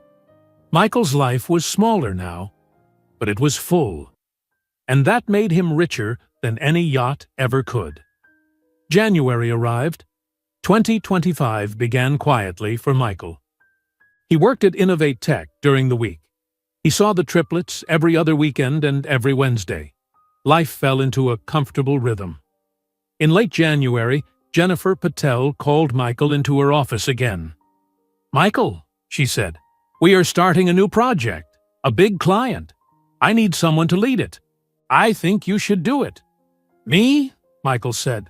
"I've only been here 10 months. And you have been excellent for 10 months, Jennifer said.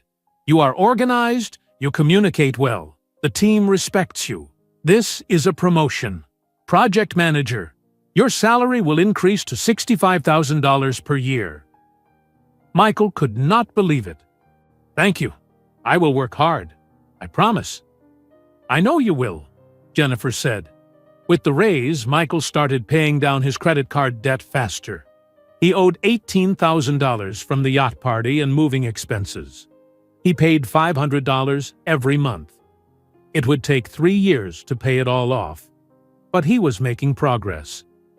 In February, Emma had a school art show. Miss Rodriguez displayed all the kindergarten students' artwork in the school cafeteria. Parents walked around looking at paintings and drawings. Michael arrived at 6 in the evening. Lexi was already there with the triplets. Emma held Lexi's hand and looked nervous. "Hi, Emma," Michael said. "Where is your art?" Emma led him to a wall. Her painting hung in the center. It showed a family, a mother with black hair, 3 children with brown curly hair, and a father with brown curly hair standing next to them. Above the painting, Emma had written in crooked letters, "My family." Michael stared at the painting. His throat felt tight. Emma included him in her family picture. "Do you like it, Daddy?" Emma asked quietly. "I love it," Michael said. "It is beautiful." Emma smiled. It was a real smile. Not shy, not uncertain, just happy. In March, the triplets turned 5 years old. Michael helped plan their birthday party. Lexi organized it at her house, but she asked Michael to help with decorations and games. They hung streamers in the backyard. They set up tables for cake and snacks. 20 children from kindergarten came to the party. Parents stood around talking while children ran and played. Michael and Lexi worked together quietly. They did not talk much, but they did not need to. They moved around each other easily. She set up the food table. He organized the games. When it was time to sing Happy Birthday, they stood on opposite sides of the cake, but they both sang. They both smiled at their children. After the party, after all the guests left, Lexi sat on her back porch. Michael was cleaning up paper plates and cups. "You can sit down," Lexi said. "You have been working all day." Michael sat in a chair next to her. They looked at the yard. Balloons moved in the wind. Leftover streamers hung from trees. "The kids had fun," Lexi said. "Yes," Michael said. "They did." They were quiet for a moment. Then Lexi said, "You have been consistent for over a year now. The children trust you. That is good." "Thank you for letting me be part of their lives," Michael said. "You are their father," Lexi said simply. "They need you." It was the first time Lexi acknowledged Michael as truly necessary in the triplets' lives. Not just allowed, but needed. In April, Noah had a problem at school. Michael got a call from Lexi on a Tuesday afternoon. "Can you come to the school?" Lexi asked. There was an incident with Noah. Michael left work immediately. He drove to Brookside Elementary. Lexi stood in the hallway outside the principal's office. Her face looked worried. "What happened?" Michael asked. "Noah got in a fight," Lexi said, "with that boy Tyler, the one who was bullying him." They went into the office. The principal, a man named Mr. Edwards, sat behind a desk. Noah sat in a chair looking small and scared. Tyler sat in another chair with his mother. "Thank you both for coming," Mr. Edwards said to Michael and Lexi. Noah and Tyler had a physical altercation on the playground. Tyler pushed Noah. Noah pushed back. "Both boys will have a warning." Tyler's mother spoke up. "My son said Noah started it." "That is not true," Noah said. His voice was shaking. "Tyler always pushes me.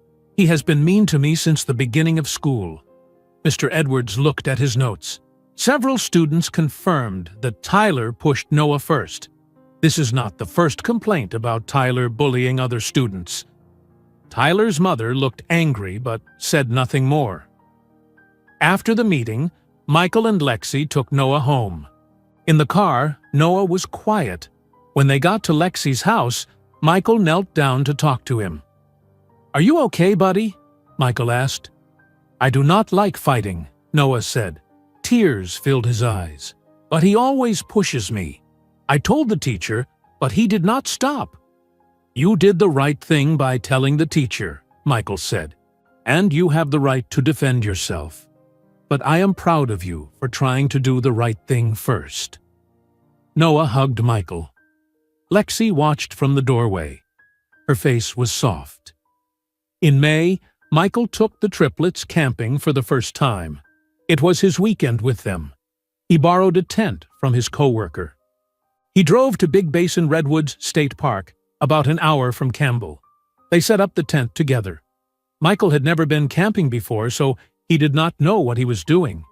The tent fell down twice. Liam thought it was hilarious. "Daddy, you are bad at tents." Liam laughed. "I am learning," Michael said. They finally got the tent up. They roasted hot dogs over a fire. They made s'mores with marshmallows and chocolate. Emma got chocolate all over her face. They sat around the fire and looked at stars. "There is the Big Dipper," Noah said. He pointed at the sky. "How do you know that?" Michael asked. "I learned it in my space book," Noah said. "The one you gave me for Christmas." Michael felt proud. The book he chose meant something to Noah. Noah learned from it. That night, they all slept in the tent. Michael barely slept because Liam kicked him in his sleep and Emma snored softly. But Michael did not mind. These were problems he wanted to have. In June, Michael attended his last therapy session with Dr. Ruiz. He had been seeing her for a year and a half. "I think you have done the work you needed to do," Dr. Ruiz said. "You understand yourself better. You have changed your behaviors. You are building a healthy relationship with your children." "So I am done with therapy?" Michael asked. "For now," Dr. Ruiz said. "You can always come back if you need support. But I think you have the tools you need." "Thank you," Michael said, "for everything. You helped me become a better person." "You did the work," Dr. Ruiz said. "I just guided you." In July, Michael moved to a bigger apartment, still in Campbell but with 2 bedrooms, one for him and one for the triplets. He bought 3 twin beds and set them up in the children's bedroom. He let Emma, Noah, and Liam choose what color sheets they wanted. Emma chose purple. Noah chose blue. Liam chose green with dinosaurs. The first night they slept in their new room, Michael stood in the doorway and watched them. 3 children in 3 beds. His children, in his home. In August, Lexi asked Michael to pick up the triplets from summer camp every day for 2 weeks. She had to travel for work. "Are you sure?" Michael asked. "Every day?" "Yes," Lexi said. "I trust you." Those 2 weeks, Michael picked up Emma, Noah, and Liam at 3 every afternoon. He brought them to his apartment. He made them snacks. He helped them with their summer workbooks. He played games with them. He gave them baths. He made dinner. At 7, he drove them back to Lexi's house, where a nanny stayed with them overnight. It was exhausting. Michael understood how hard Lexi's life had been when the triplets were babies. 3 children needed so much. But it was also wonderful. He was living like a real parent, not a visitor, a parent. In September, the triplets started 1st grade. Michael and Lexi attended the back-to-school night together. They met the new teacher, Miss Franklin. They saw the classroom. They signed up for volunteer opportunities. Walking to the parking lot after, Lexi said, "You have become a good father, Michael." Michael stopped walking. Lexi never said things like this. She was always cautious with her words. "Thank you," Michael said. "That means a lot coming from you." "I was not sure you could change," Lexi said.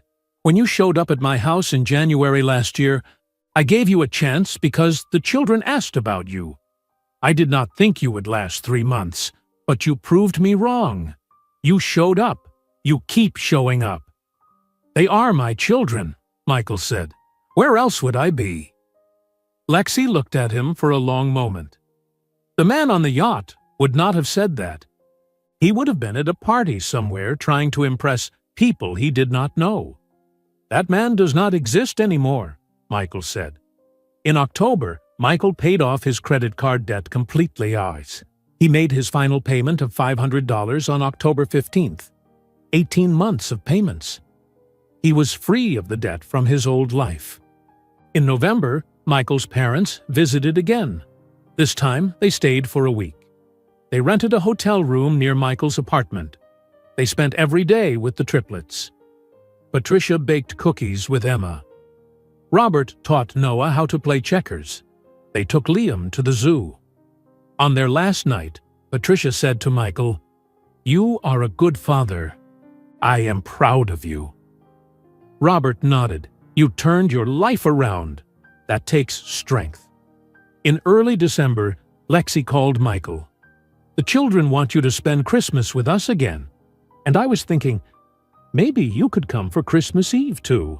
We have a tradition. We make gingerbread houses and watch holiday movies." "Are you sure?" Michael asked. "Yes," Lexi said. "You are part of this family now.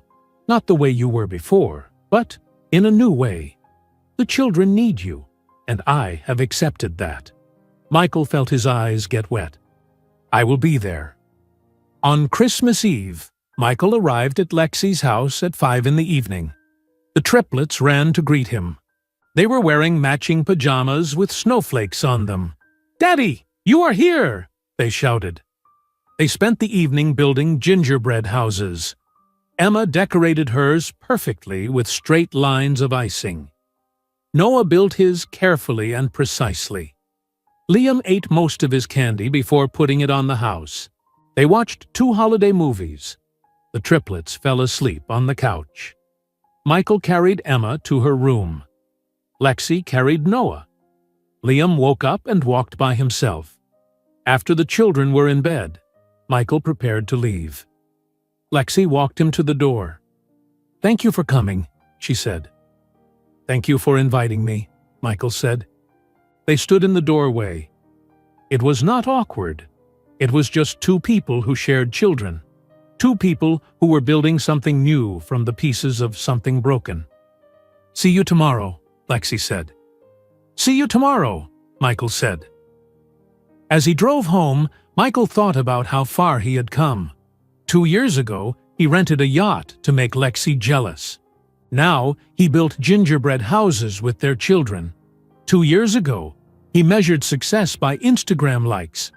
Now, he measured it by Emma's smile, Noah's trust, and Liam's hugs. His life was not impressive to strangers, but it was everything to him. Christmas morning arrived bright and clear. Michael woke up at 6 in his apartment. He showered and dressed. He picked up the 3 wrapped gifts he prepared, small boxes wrapped in colorful paper. He put them in a bag and drove to Los Gatos. He arrived at Lexi's house at 8. The security guards opened the gate and waved at him. They knew him now. He was not a stranger anymore. Michael knocked on the door. Emma opened it. She wore purple pajamas with stars on them. "Daddy!" she shouted. "Merry Christmas!" Noah and Liam ran to the door behind her. They all hugged Michael at once. He knelt down and wrapped his arms around all 3 of them. "Merry Christmas," he said. "Are you ready to open presents?" "Yes," they shouted.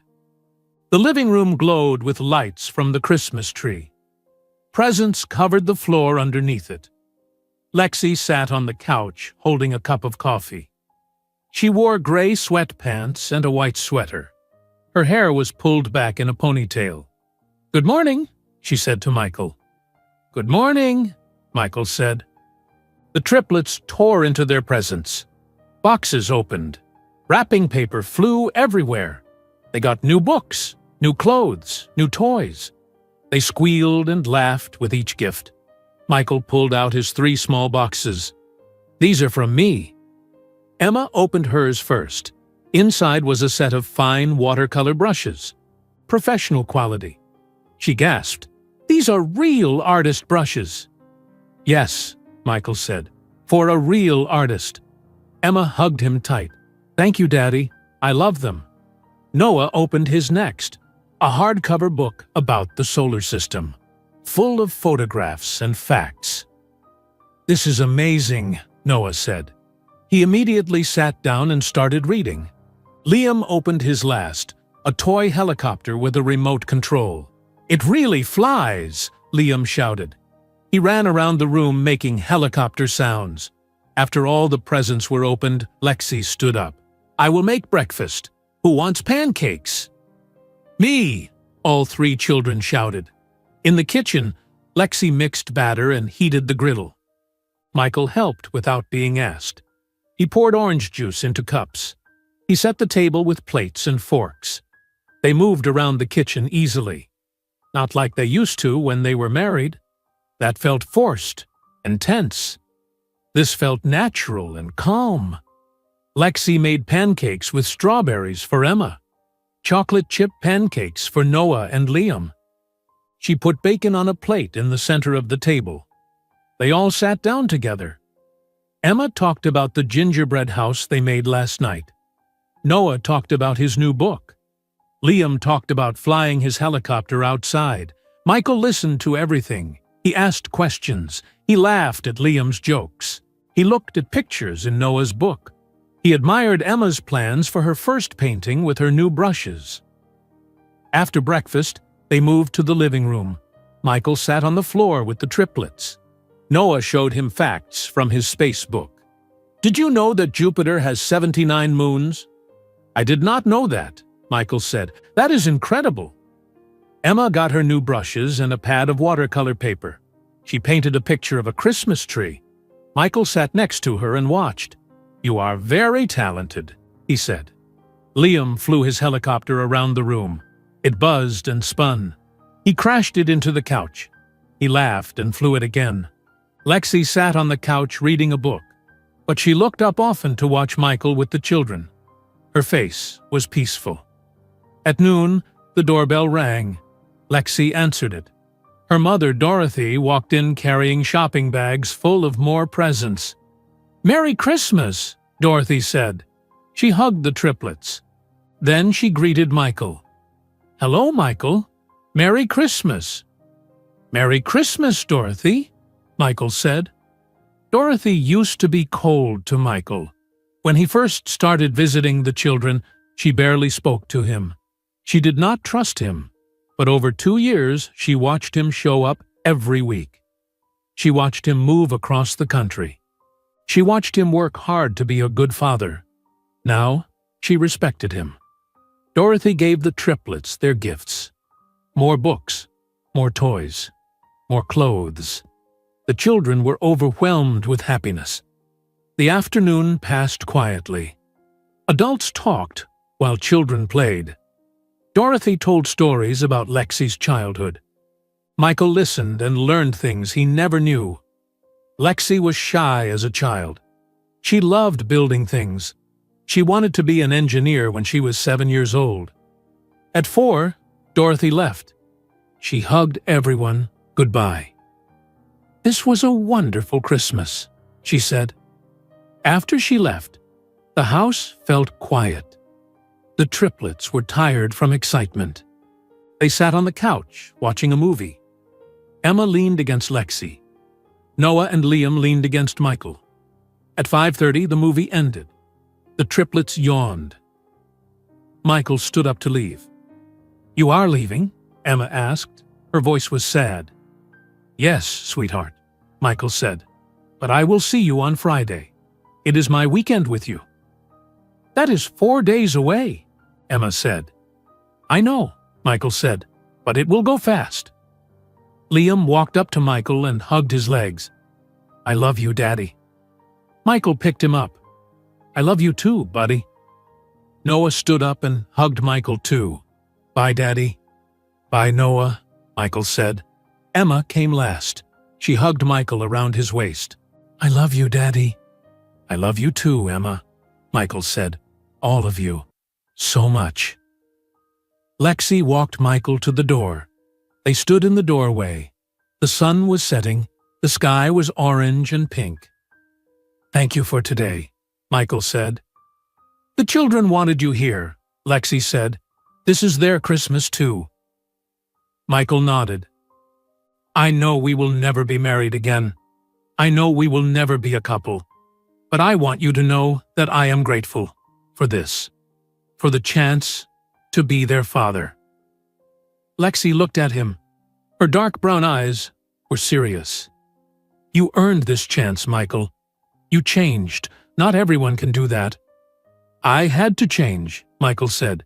"The old Michael lost everything that mattered. The new Michael will not make that mistake."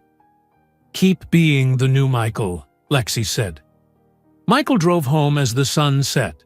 The streets were quiet. Most people were inside with their families. Michael thought about his family. It did not look like other families. He and Lexi were not together. They lived in separate houses, but they were still a family. A different kind of family, built on co-parenting and respect. The week between Christmas and New Year passed quickly. Michael worked. He prepared his apartment for his weekend with the triplets. He bought groceries. He washed their sheets. On December 31st, New Year's Eve, Michael had the day off. Some of his co-workers invited him to a party. A big party at a bar in downtown San Jose. There would be music and dancing and champagne. 2 years ago, Michael would have gone. He would have worn expensive clothes. He would have posted photos. He would have tried to impress everyone. Now Michael said no thank you. He spent New Year's Eve at his apartment. He read a book. He watched a movie. He cleaned his kitchen. At 11:30, he made a cup of tea and sat on his couch. At 11:55, he opened his laptop. He started a video call with the triplets. Lexi answered. The camera showed all 3 children wearing party hats. They held noisemakers. "Hi, Daddy," they shouted. "Hi, guys," Michael said. "Are you ready for the new year?" "Yes," they said. They counted down together. 10, 9, 8, 7, 6, 5, 4, 3, 2, 1. Happy New Year! The triplets blew their noisemakers. The sound was loud and chaotic. They laughed and danced. "Happy New Year, Daddy," Emma said. "Happy New Year, Daddy," Noah said. "Happy New Year, Daddy," Liam said. "Happy New Year," Michael said. "I love you all so much." "We love you too," they said together. Lexi appeared on the screen. "Say goodnight to Daddy. It is time for bed." "Good night, Daddy," the triplets said. They waved at the camera. "Good night," Michael said. "I will see you on Friday." The video call ended. Michael closed his laptop. He sat in his quiet apartment. Outside, he heard fireworks. People shouted and celebrated. But inside, Michael felt calm. He thought about New Year's Eve 2 years ago, December 31st, 2023. He stood on a rented yacht trying to make his ex-wife jealous. He spent $15,000 he did not have. He invited 20 people he barely knew. He posted photos every hour. He was desperate for validation from strangers. That night ended with him discovering he had 3 children he never knew about. That night, his fake life shattered. Now, it was December 31st, 2024, 2 years later. Michael sat alone in a small 2-bedroom apartment. He drove an old car. He wore simple clothes. He had no social media accounts. He worked a regular job. His life would not impress anyone. But Michael had 3 children who loved him. 3 children who called him Daddy. 3 children who trusted him and needed him and wanted him in their lives. He earned $65,000 per year. Not rich, but enough. He had no debt. He paid for his rent and his groceries and small gifts for his children.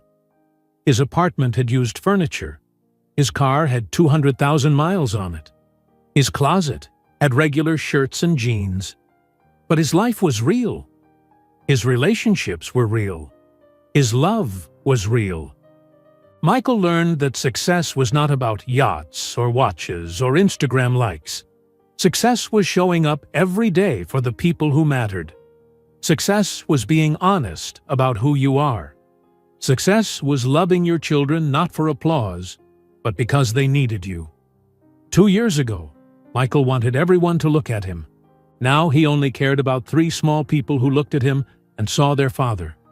2 years ago, Michael measured his worth by what he owned. Now he measured his worth by who he loved and who loved him back. His life was smaller now, quieter, simpler, but it was full of meaning, full of purpose, full of love. Michael stood up and walked to the window. Fireworks exploded in the distance. Colors filled the sky. Red, blue, gold, green. People celebrated the new year. Michael smiled. He thought about Friday when he would pick up Emma, Noah, and Liam. He thought about their weekend together. Maybe they would go to the park. Maybe they would make cookies. Maybe they would just stay home and build puzzles. It did not matter what they did. What mattered was that he would be there, present, honest, real. Michael turned away from the window. He walked to his bedroom. He lay down on his bed. Tomorrow was a new year. January 1st, 2025. A new beginning. But Michael did not need a new beginning. He already found what he was looking for. He found his children. He found his purpose. He found himself. And that was worth more than any yacht in the world. If you enjoyed today's video, I'm sure you'll love the next one. Don't waste time. Just click on the screen